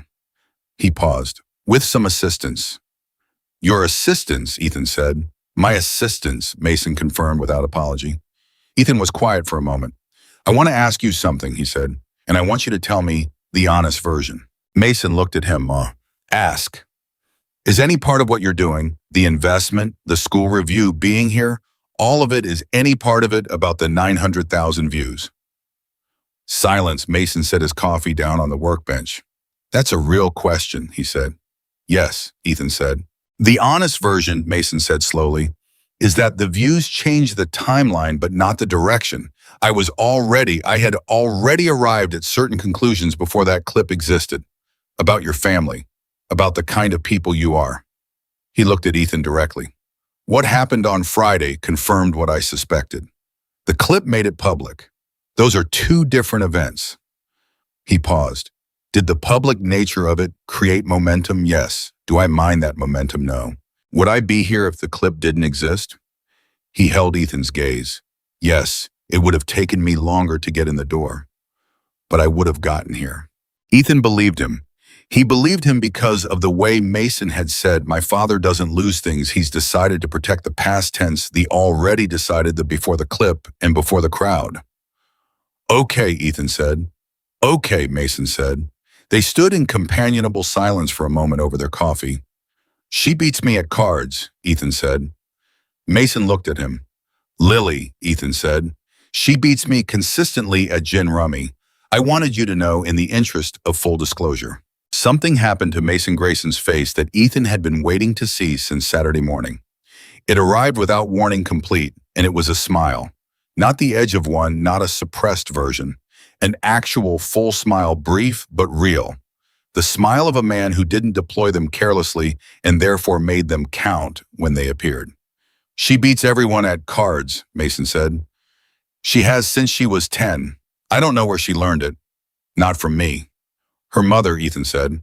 Probably, Mason said, and the smile shifted into something more complex, something with years in it.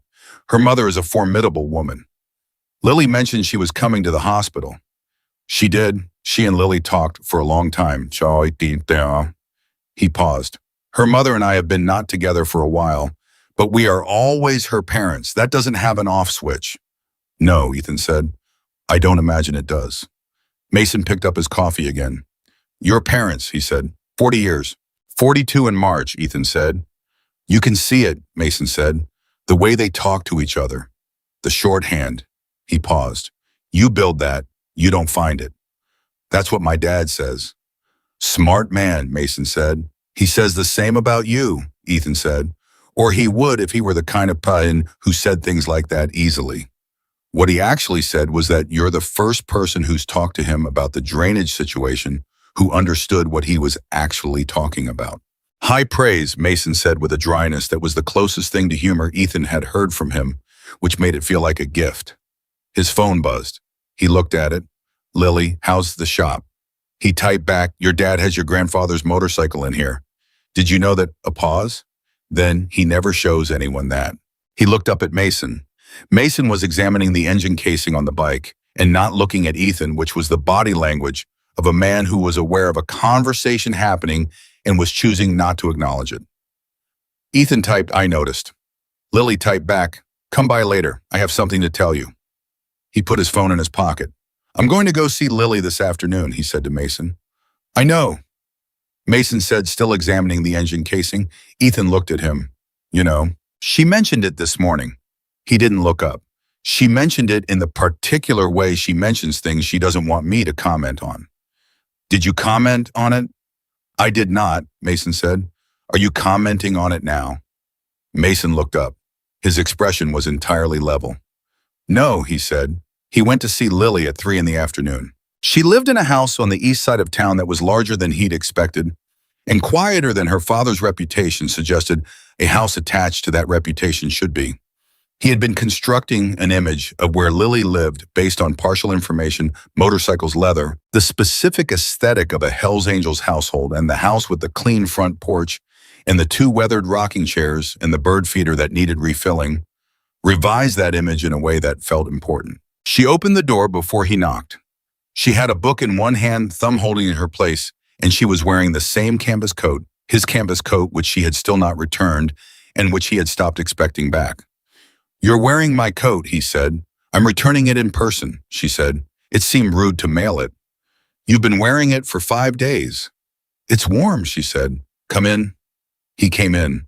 The house smelled like coffee and something baked, which he had not expected either, and he filed that away next to the pancakes. She led him to the kitchen and they sat at the table and she poured coffee without asking if he wanted any, which he appreciated, and she put a plate of something between them that turned out to be banana bread, and then sat down across from him with her book closed on the table between them. You said you had something to tell me, he said. I did. She looked at the coffee cup, then at him. I talked to my mom when she was here. Mason mentioned. Of course he did. She was quiet for a moment. My mom is a lawyer. Did you know that? He did not know that. No. Family law mostly, but she did financial work before that, before she and my dad, before she shifted focus. Lily looked at her coffee. She looked at your family's banknote situation. My dad asked her to. Something in Ethan's chest went very still. When he said, last weekend, he sent her the documents he'd already gotten copies. I don't know how he just had them, and she spent Sunday looking at them. Lily met his eyes. The note has 2 errors in the original terms documentation. Small ones, the kind that a bank counts on nobody catching. He stared at her. If they were challenged formally, Lily said carefully, the bank would need to renegotiate from the original execution date, which means the penalty structure on the late payments resets, which means the number you told me in the shelter is not the real number. She paused. The real number is smaller, significantly. The kitchen was very quiet. He sat with what she had just said. He turned it over. He did the arithmetic. She was implying the arithmetic of what smaller significantly meant in the context of what his family had been carrying. How did your father get the documents? He said. He has relationships, she said. That's the second time today I've heard that phrase. It's accurate, she said. Lily. He looked at her directly. Why is your family doing all of this? She looked back at him with those dark eyes that had been looking at him steadily without flinching since a snow shelter in a Montana blizzard. Because you came out of that storm into my life, she said, and you changed the shape of things. And when someone does that, when they genuinely do that, you don't just say thank you, you respond in kind. She paused. That's what my family does. We respond in kind. He thought about that. That works both ways, he said. I know, she said. Meaning if I ever, when I'm in a position to... I know, she said again. That's the point. She pushed the banana bread toward him. Eat something. You've been at the shop since early, and you look like you haven't stopped. He took a piece of banana bread. It was good, the real kind, dense and not too sweet, the kind that someone made because they knew how rather than because they were following a recipe. Did you make this? He said. My mom left it. She makes it when she comes by. It's the thing she makes. He thought about Saturday mornings and pancakes and the things that people made that were their thing, the repetitive acts of care that accumulated into love over years without anyone formally naming them. I like your family, he said. She looked at him. I mean that simply, he said. No as a statement about anything else. Just I like your family, both sides of it. Something moved in her face that he was getting better at reading, the slight change at the corners of her eyes. The fractional ease of the careful watchfulness she maintained. They like you, she said, both sides of it. He ate the banana bread and drank the coffee and sat across the kitchen table from Lily Grayson, while the winter afternoon went dark outside the window, and they talked about things that were not the ranch or the school district or the 900,000 views or the banknote or any of the large consequential machinery that had been set in motion by 11 seconds of somebody's phone camera. They talked about the book she was reading, not East of Eden this time, something new, something she'd started because the last one had made her think about something she wanted to think about more. They talked about the calving season coming in spring and what it looked like when it went right. They talked about whether gin rummy was actually a game of skill or a game of managed probability and what the difference was between those two things, which turned into a longer conversation than either of them expected about whether any game that involved other people was ever purely one or the other. At 5:30, she walked him to the door. He was putting on his jacket, his actual jacket, not the canvas one, which was still on her when she said, Ethan. He looked at her. She took the canvas coat off and held it out. He took it. It was warm from her. He held it for a moment, and she was looking at him with that expression he'd seen for the first time in a snow shelter in the dark, the expression of someone receiving something they had stopped expecting, holding it carefully because they weren't yet sure of its weight. Thank you, she said, for coming out after me. You don't have to keep thanking me, he said. I know, she said. I want to. She paused. There's a difference. He smiled. It was genuine and immediate, and it surprised him slightly by how easy it was. Yeah, he said, there is. He walked to his truck in the cold evening. Behind him, the house with the rocking chairs and the empty bird feeder held its light against the dark. On Route 9, a few miles out, his father was doing the evening feeding with his cane and his 4:30 certainty, and his mother was making something for dinner in the kitchen, where Mason Grayson had sat that morning and changed the trajectory of things. Ethan sat in the truck for a moment before starting it. He thought about what Lily had said. When someone changes the shape of things, you don't just say thank you respond in kind. He thought about what responding in kind looked like, not in the immediate crisis of a blizzard, but in the long, ordinary days that came after. He thought about what it looked like to be the kind of person who showed up not just in emergencies, but in the dailiness of things, the calving seasons, in the drainage problems, in the banknotes, in the card games, in the banana bread, in the conversations that ran long, because neither person wanted to be the one to end them. He started the truck. The heater came on. He drove home through the December dark of Clearwater, Montana, past the grain elevator and the county road and the fence posts that needed replacing before spring, and he thought about what it meant to have a starting point. He thought, this is one. He thought, I'm going to make something of it. And somewhere behind him in a kitchen on the east side of town, Lily Grayson sat back down at the table with her book and her coffee and the canvas coat folded over the back of the chair beside her, and she thought approximately the same thing. Robert Miller called the bank on a Thursday morning in January, 6 weeks after the blizzard, and the conversation lasted 11 minutes. Ethan was in the barn when it happened. He didn't know it was happening until his mother appeared in the barn doorway with her coat half buttoned in an expression he had never seen on her face before. Not quite relief, not quite joy, something that was the physical sensation of a weight being removed that you had carried so long. You had stopped feeling it as weight and started feeling it as just the shape of your body. Come inside, she said. He came inside. His father was sitting at the kitchen table with the phone face down in front of him, both hands flat on the table on either side of it, the posture of a man who has just finished something significant and needs a moment before he can talk about it. He looked up when Ethan came in. The bank acknowledged the documentation errors, Robert said. They're renegotiating from the original execution date. He paused. The penalty structure resets. The number is different. Ethan sat down. How different, he said. His father told him. The kitchen was very quiet for a moment. That's manageable, Ethan said. His voice came out steadier than he felt. That's manageable, his father agreed. His mother sat down at the table, and nobody said anything for a full 30 seconds, and that silence was its own kind of complete sentence, the sentence of three people who have been holding their breath for 2 years and have just collectively exhaled. Then his father said, I need to call Mason.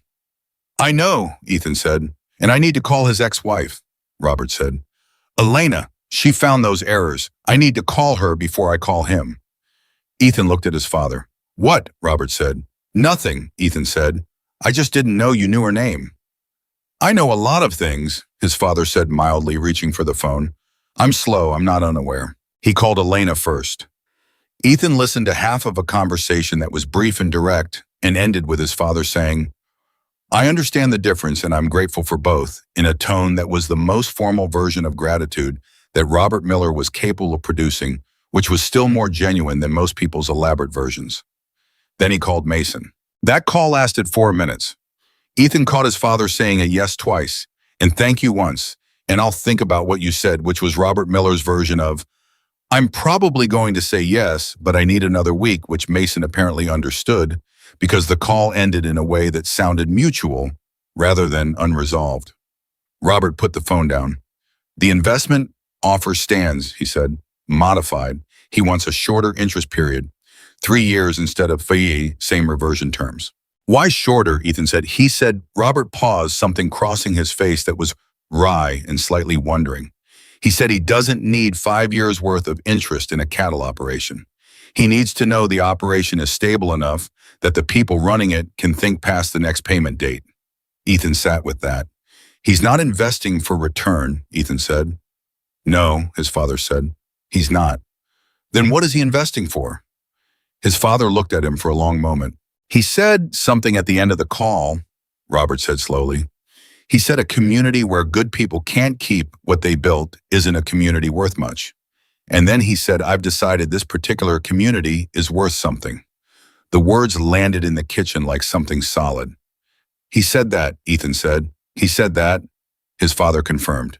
His mother had both hands around her coffee cup, And her eyes were doing something that she would not describe as crying and that Ethan would not describe out loud, but that he noted and filed in the part of his memory where he kept the things that mattered most. He texted Lily, the bank call happened. She texted back in under 30 seconds, and he typed manageable. A pause, then I told you. He typed, you told me.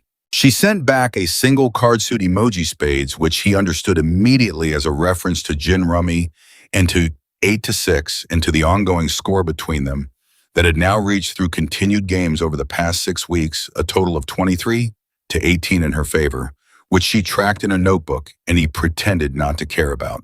He put his phone in his pocket and went back to work. Spring came to the Miller Ranch the way it always came to that part of Montana. Not gradually, not gently, but in a series of negotiations between winter and warmth that went back and forth for weeks before settling. The snow retreated from the south pasture in stages.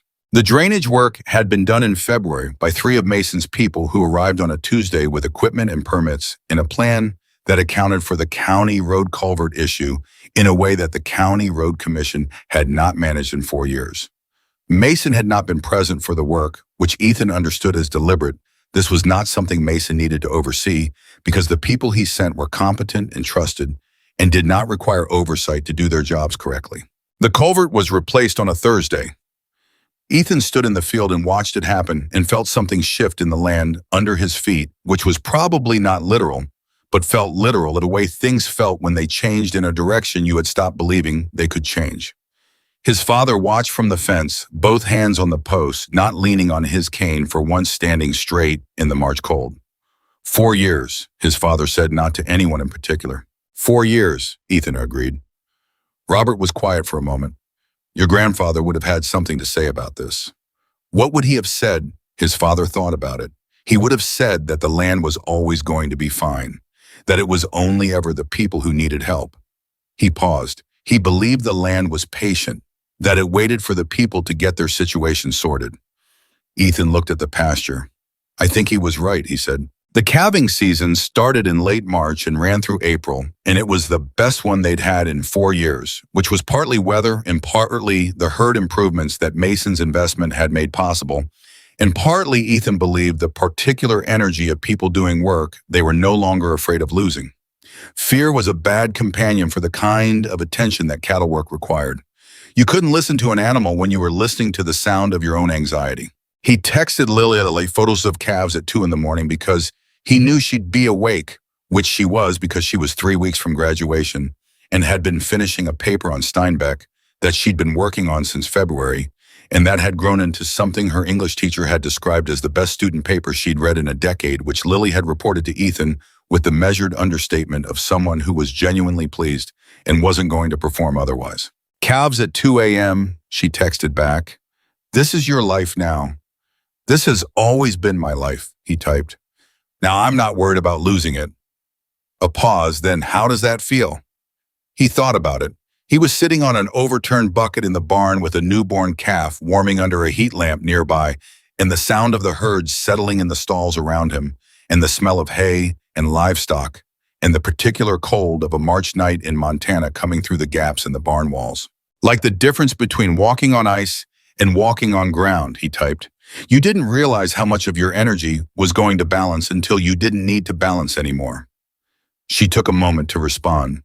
That's the best description of what the last 2 years felt like, she typed. For both of us, for different reasons. He understood what she meant. He understood it because in 6 months of conversations, texts, and phone calls, and afternoons at the kitchen table at her house, and afternoons at the kitchen table at his house, which had become a thing that happened with a frequency that nobody commented on directly, but that both households had clearly organized around, he had learned the architecture of how the last several years had felt for Lily. The particular exhaustion of being seen only as her father's extension, of eating lunch alone not because she was unfriendly, but because the social math of being near her was too complicated for most of her classmates to do, of being careful with every word because words had for her always had consequences that they didn't seem to have for people whose last name wasn't Grayson. He typed, "You're not on ice anymore more either." She typed back, "No, I'm not." Graduation was on a Saturday in May, a clear day that had the particular quality of early Montana summer cold still in the morning, genuinely warm by afternoon. The sky, the kind of blue that made you understand why people stayed in difficult places rather than leaving for easier ones. Ethan sat in the second row of the graduating class in alphabetical order, which put him between a girl named Melissa Moretti, who had never spoken to him, and Marcus Webb, who sat to his left and who had over the preceding months graduated from the narrating and hallway stage of their relationship to the texting random observation stage, which Ethan considered a genuine friendship, and which Marcus clearly did too, though neither of them had said so, because some things didn't need to be said to be true. Lily was in the L section 4 seats away. She had her hair down, which he almost never saw, and she was sitting with the same careful, upright posture she always had. But something was different about it today. It wasn't the posture of someone bracing against being watched. It was the posture of someone who had decided they didn't mind being seen. He had noticed this change in her over the preceding months.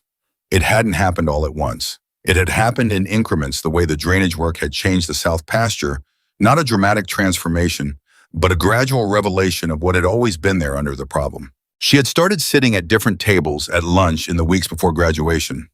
Not seeking out company exactly, but not avoiding it either, the way she used to redirect herself from any cluster of people automatically, like water finding the lowest ground. She had started raising her hand in class, which she had always known the answer, but never offered.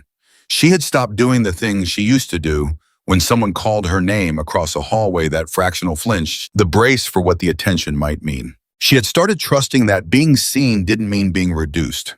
He had watched this happen and had said nothing about it to her because some things were private even between people who talked about almost everything, and this was hers. The principal gave a speech that Ethan retained approximately 15% of. A student gave a speech that was better. Then names were called. When they called Lily Grayson, something happened in the audience that Ethan registered through the back of his neck before he registered it consciously. A shift in the room's energy, a lift, a collective attention that was different from the ordinary courteous applause of a graduation ceremony. People clapped, not politely, actually. He turned slightly and looked at the audience and saw people he recognized, parents and siblings and community members who had been in that parking lot in December, who had watched the 11 seconds, who had revised their understanding of something in the months since, and they were applauding Lily Grayson with the specific warmth of people correcting a long error without making a production of the correction. He watched her walk across the stage and shake the principal's hand and take her diploma, and she did it with her head up and her shoulders back and no flinch whatsoever. And when she came back to her seat and passed him 4 chairs, the width of 4 people who had always sat between them, she looked at him and gave him a look that said, "Clearly, I noticed that." He looked back at her and said clearly, without words, "I know." When they called Ethan Miller, he stood up and walked across the stage and shook the principal's hand, and the applause from the audience was loud enough that Marcus Webb, still seated, did something that he would deny for years afterward, which was put 2 fingers in his mouth and whistle. Ethan took his diploma and came back to his seat and sat down, and Marcus said quietly, 8-6, which made absolutely no sense in context and perfect sense if you knew anything about the preceding 6 months. 23-18, Ethan said. "Is that gin rummy?" Marcus said. "Are you playing gin rummy with Lily Grayson?" "We play cards," Ethan said. "That's not an answer." "It's a sufficient answer," Ethan said, which was something he had learned from Lily and that Marcus recognized as not being Ethan's natural phrasing, which made Marcus look at him with the expression of someone updating a significant amount of background information. "Okay," Marcus said. "Okay," Ethan agreed. The reception after the ceremony was in the school gymnasium, and it was the first school event in 4 years that felt to Ethan like something other than an environment to be navigated. People came to him and he let them come. He talked to people he had not talked to before, and the conversations were real, not the performance of conversation, but the actual thing. People asking questions they wanted answers to and listening to the answers. The 900,000 views had become, by May, somewhere north of 4 million, and the story had done what stories did. When they found the right frequency, it had moved beyond the event itself and into something people returned to because it said something true about something they cared about. He found to his own surprise that he had things to say. Not about the 11 seconds which he had discussed enough times that He had a practice version that he deployed on autopilot, in which he knew was accurate, but no longer felt as alive as it had. But about what came after. About what happened when a community decided to see something it had been looking past. About what it looked like when two families from opposite ends of every social assumption found their way to the same kitchen table. He said these things with the directness his father had taught him, and people listened, and he filed the experience away as evidence of something he hadn't been certain of before, that being heard was not the same as being performed. You could say true things and have people receive them. The performance wasn't required. Mason arrived late to the reception. He came in without announcement, which was his way, and he found Ethan's parents first, which was also his way, acknowledging the people who deserved acknowledging before the room organized itself around his presence. He and Robert shook hands with the specific warmth of two men who had spent enough time in each other's company over the preceding months to have built something genuine. He said something to Sandra that made her laugh, which was a thing Ethan had observed Mason doing more frequently. As the months passed, the dry precision of his humor, arriving more readily, less guarded in spaces where he felt no need to be guarded. Then he found Ethan. "Congratulations," Mason said. "Thank you," Ethan said, "for a lot of things." "You've been busy," Mason said. "The calving season was good," Ethan said. "Best in 4 years." "I know, your father told me." "You two talk," Ethan said. This was not a new discovery. He had known for months that Mason and Robert had phone calls with a regularity that neither of them reported on with any detail, and that his mother and Elena had developed a correspondence that was primarily about legal matters, but had clearly become something else as well. "We do," Mason said, "about the ranch." "Among other things," Mason said. "Among other things." The phrase that covered the territory between the stated and the real, which was Ethan, had learned where Mason Grayson did a significant portion of his actual thinking. "My father likes you," Ethan said, "which means something. He doesn't like people easily." "I know," Mason said. "I don't either." It made the conversation simpler. They stood with that for a moment. "I want to ask you something," Ethan said. "Ask," Mason said. "The shop," Ethan said. "The engine work, the custom pieces. You've had me in there 6 times now, and I've learned more about engine mechanics in 6 months than I learned in—" He paused. "You've been teaching me." "I've been letting you watch," Mason said. "There's a difference. With some people," Mason said. "Not with you." Ethan looked at him. "Why?" Mason was quiet for a moment. He had the coffee from the reception table, bad coffee, the kind that gymnasium coffee always was, weak and slightly burnt, which Mason was drinking without complaint, because declining it would have been a statement he didn't want to make. "Because you're going to need it," Mason said, "for the ranch." "Among other things," Mason said, and there was a slight shift in his expression that was the Mason Grayson version of a tell the smallest possible signal that there was more underneath the words. Ethan filed it. "The bike," Ethan said. "Your father's bike." Mason then looked at him. "Is it going to be finished this year?" Ethan said. A pause. "I think so," Mason said. "There's a part I've been waiting on. It came in last week." He looked at his coffee.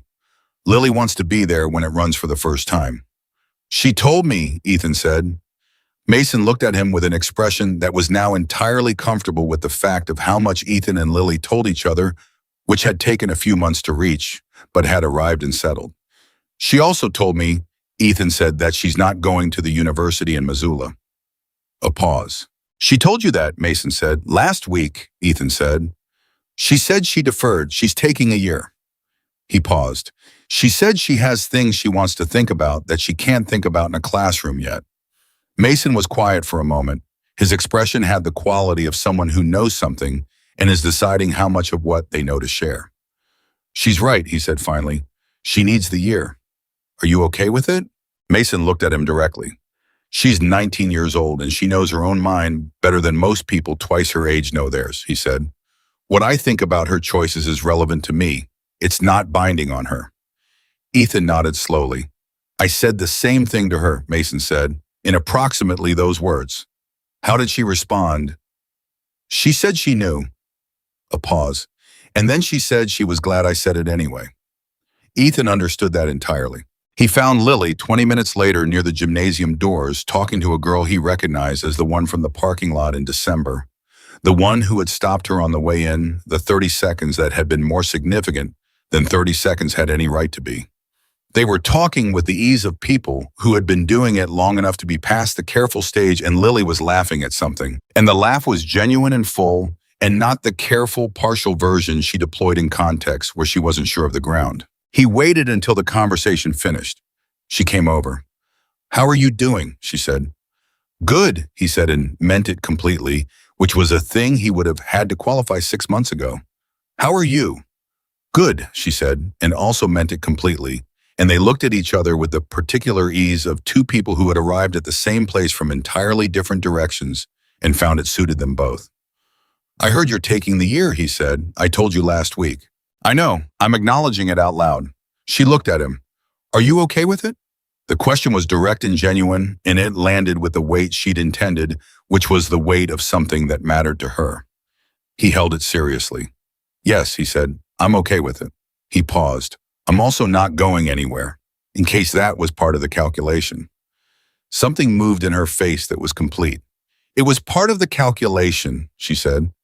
"I know," he said. She reached into the pocket of her dress she was wearing, an actual dress, which he had noted when he saw her at the ceremony, with the slight recalibration of someone encountering a person they knew well in an unexpected context, and pulled out a folded piece of paper and held it out. He took it and unfolded it.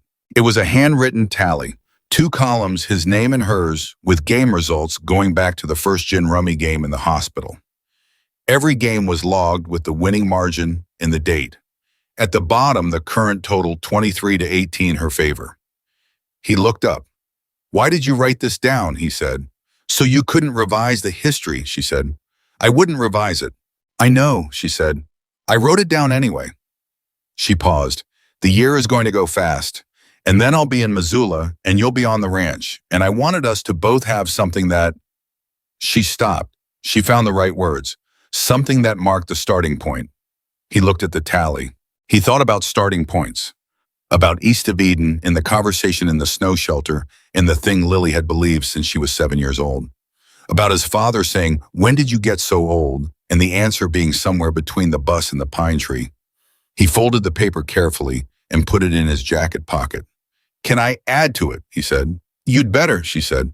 They went back into the gymnasium, into the noise and the coffee, and the compressed warmth of a community gathered to mark something.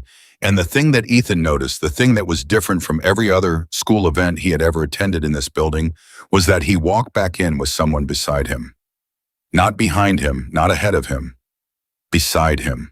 The weeks after graduation moved with the particular tempo of early summer on a working ranch which was fast and physical, and left Ethan's body tired in the specific satisfying way of work that was his own. The herd was healthy. The south pasture was draining correctly for the first time in 4 years. The fence sections were new. The equipment that had been one bad season away from failure had been serviced, and in 2 cases replaced with money that had come not from charity or desperation, but from a partnership with clear terms and a clear end date, and a foundation of something that was not sentiment but was not purely business either. He was in the field checking the east fence on a Thursday afternoon in June, when Mason pulled up on a motorcycle, not his father's bike, which was still in the shop awaiting the finishing work, but his own, the one he rode when he rode, and stopped at the gate. Ethan walked over. "The part came in yesterday," Mason said. "The one I was waiting on. We're putting the bike together Saturday." "You want me there," Ethan said. "Lily asked for you specifically," Mason said, "and I'd like you there." The Saturday of the bike was overcast with the kind of sky that looked like it might do something, and then didn't, and the shop smelled the way it always smelled, and Cole was there, and 2 others, and Elena was there, which was a surprise. She had driven up from Billings, which meant Mason had told her, which meant this was not a casual event, despite being presented as one. Lily was there when Ethan arrived, sitting on a workbench, with her knees pulled up and her coffee in both hands, watching the bike, the way you watch something you had a history with. "You didn't tell me your mom was coming," Ethan said. "I wasn't sure she could make it," Lily said. She cleared her schedule. He looked at Elena, who was talking to Mason across the shop. She was a small woman with dark hair going silver at the temples, and an attention in her face that reminded him of Lily, that same quality of looking at things all the way, of not redirecting before the thing was fully received. "She's like you," he said. People say I'm like her, Lily said, but she was first. The bike went together in the morning hours with Mason and Cole doing the primary work and the others assisting, and Ethan watching and passing tools when asked, and understanding increasingly exactly what he was watching. He had learned enough in the preceding months in this shop to read what was happening, the final assembly of a machine that had been in pieces for 6 years, slowly and carefully made right. The last components finding their places with the particular satisfaction of things going where they were always meant to go. At 11:15, Mason stood back from the bike. The shop went quiet. He looked at Elena. She nodded once, the nod of someone who understands the weight of a moment without needing it explained. He looked at Lily. She got down from the workbench. She walked to the bike and stood next to it, and she put her hand on the tank, the way you put your hand on something that had a person in it, and she stood there for a moment with her eyes closed. Then she opened her eyes and looked at her father. He would have loved to see it, she said. Mason looked at his daughter. He does see it, he said.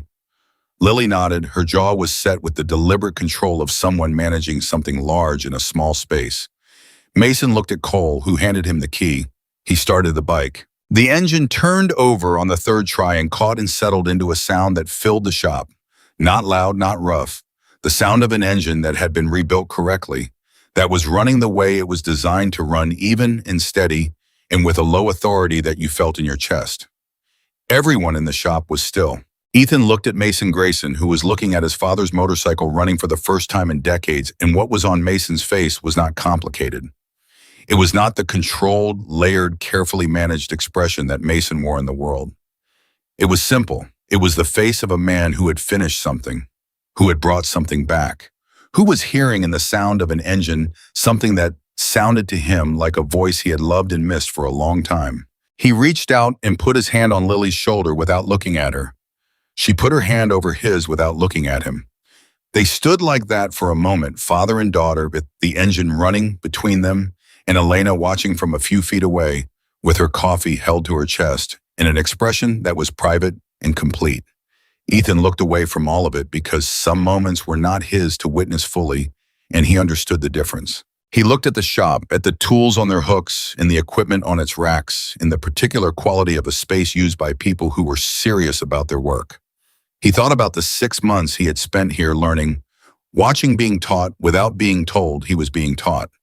He thought about what Mason had said at graduation, "You're going to need it," among other things. He thought about the ranch, about the south pasture draining correctly, about his father walking to the barn in the mornings with slightly more ease than he had managed in 3 years, the compression in his back responding slowly to the reduction of the thing it had been carrying all along, which was not purely physical. He thought about what Mason had said in the field on the first day a community where good people can't keep what they built isn't a community worth much. He thought about what his father had said about his grandfather. The land was always going to be fine. It was only ever the people who needed help. He thought we got help, and now we know what we owe. Not to Mason specifically, not as a debt to be repaid on a schedule, but as a principle that the thing you received you returned. Not to the same person, not at the same time, but to the world that made the receiving possible. He made a private decision standing in that shop with an engine running and people he loved arranged around it that he was going to spend his life understanding how to do that. Lily found him at the edge of the group a few minutes later. "You went quiet," she said. "I was thinking," he said. "About what?" He looked at her. He thought about the right answer, the accurate one, the one that was true in the way that the things you said to Lily needed to be true. "About what the next thing looks like," he said. "The next thing after what?" "After starting points," he said. She looked at him steadily. "What does it look like?" "Like work," he said. "The good kind, the kind that's yours." She was quiet for a moment. "I've been thinking about law school," she said. "After the year, after Missoula." He looked at her. "Your mom," he said. "Partly." "And partly," she paused. "I've been watching my dad navigate systems that weren't built for people like him his whole life. And I've been watching what it costs, and I think someone should know how those systems work from the inside." She paused. "I think I want to be that someone." He thought about the banknote and the 2 errors and Elena spending a Sunday in Billings finding them. He thought about what it meant to know the rules well enough to use them in the direction of justice rather than against it. "You'd be good at it," he said. "I'd be very good at it," she said with the flat certainty that was entirely her own. He smiled. She looked at him for a long moment. The engine was still running in the background, steady, and even the sound of something brought back to life through 6 years of patience and precise work. "Ethan," she said. "Yeah," he said. "Thank you for coming out after me." "You thanked me for that at the hospital," he said. "I know," she said. "I'm thanking you again." "You said you want to, not you have to," he said. "Still true," she said. He looked at her, the girl from the front left corner, the daughter of the man who made pancakes on Saturday mornings and burned them on one side every time without fail. The woman who was going to walk into courtrooms and know the rules from the inside and use them for something. "You're welcome," he said, again. She took the folded piece of paper out of her own pocket, a copy of the tally. He realized she had made herself a copy, and held it up between them. 23 to 18, she said. "The year's not over," he said. "Wolfga, no," she said. "It's not." Behind them, the engine ran on steady and sure, and Mason Grayson stood next to his father's motorcycle with his hand on his daughter's shoulder. And Robert Miller was on Route 9 doing his evening feeding, walking to the barn, without his cane for the first time in months, because the south pasture was draining, and the herd was healthy, and the weight of 2 years of fear had finally left his body enough to let him stand up straight. And Sandra Miller was in the kitchen making something that smelled of warmth and continuity, and somewhere in the county, Elena Grayson was driving back toward Billings with her window cracked, because she needed the air, thinking about her daughter standing next to a motorcycle with her hand over her father's. And in a shop on the north end of Clearwater, Montana, Ethan Miller stood beside Lily Grayson, with a tally in his pocket and a ranch that was going to be there in the spring after that, and understood completely and without qualification that the blizzard that had nearly taken everything had instead delivered the one thing that no storm, no bank, no amount of bad luck or wrong timing or other people's wrong assumptions could ever take back. It had shown him who he was, and the world had finally gotten around to seeing it. That was enough. That was everything.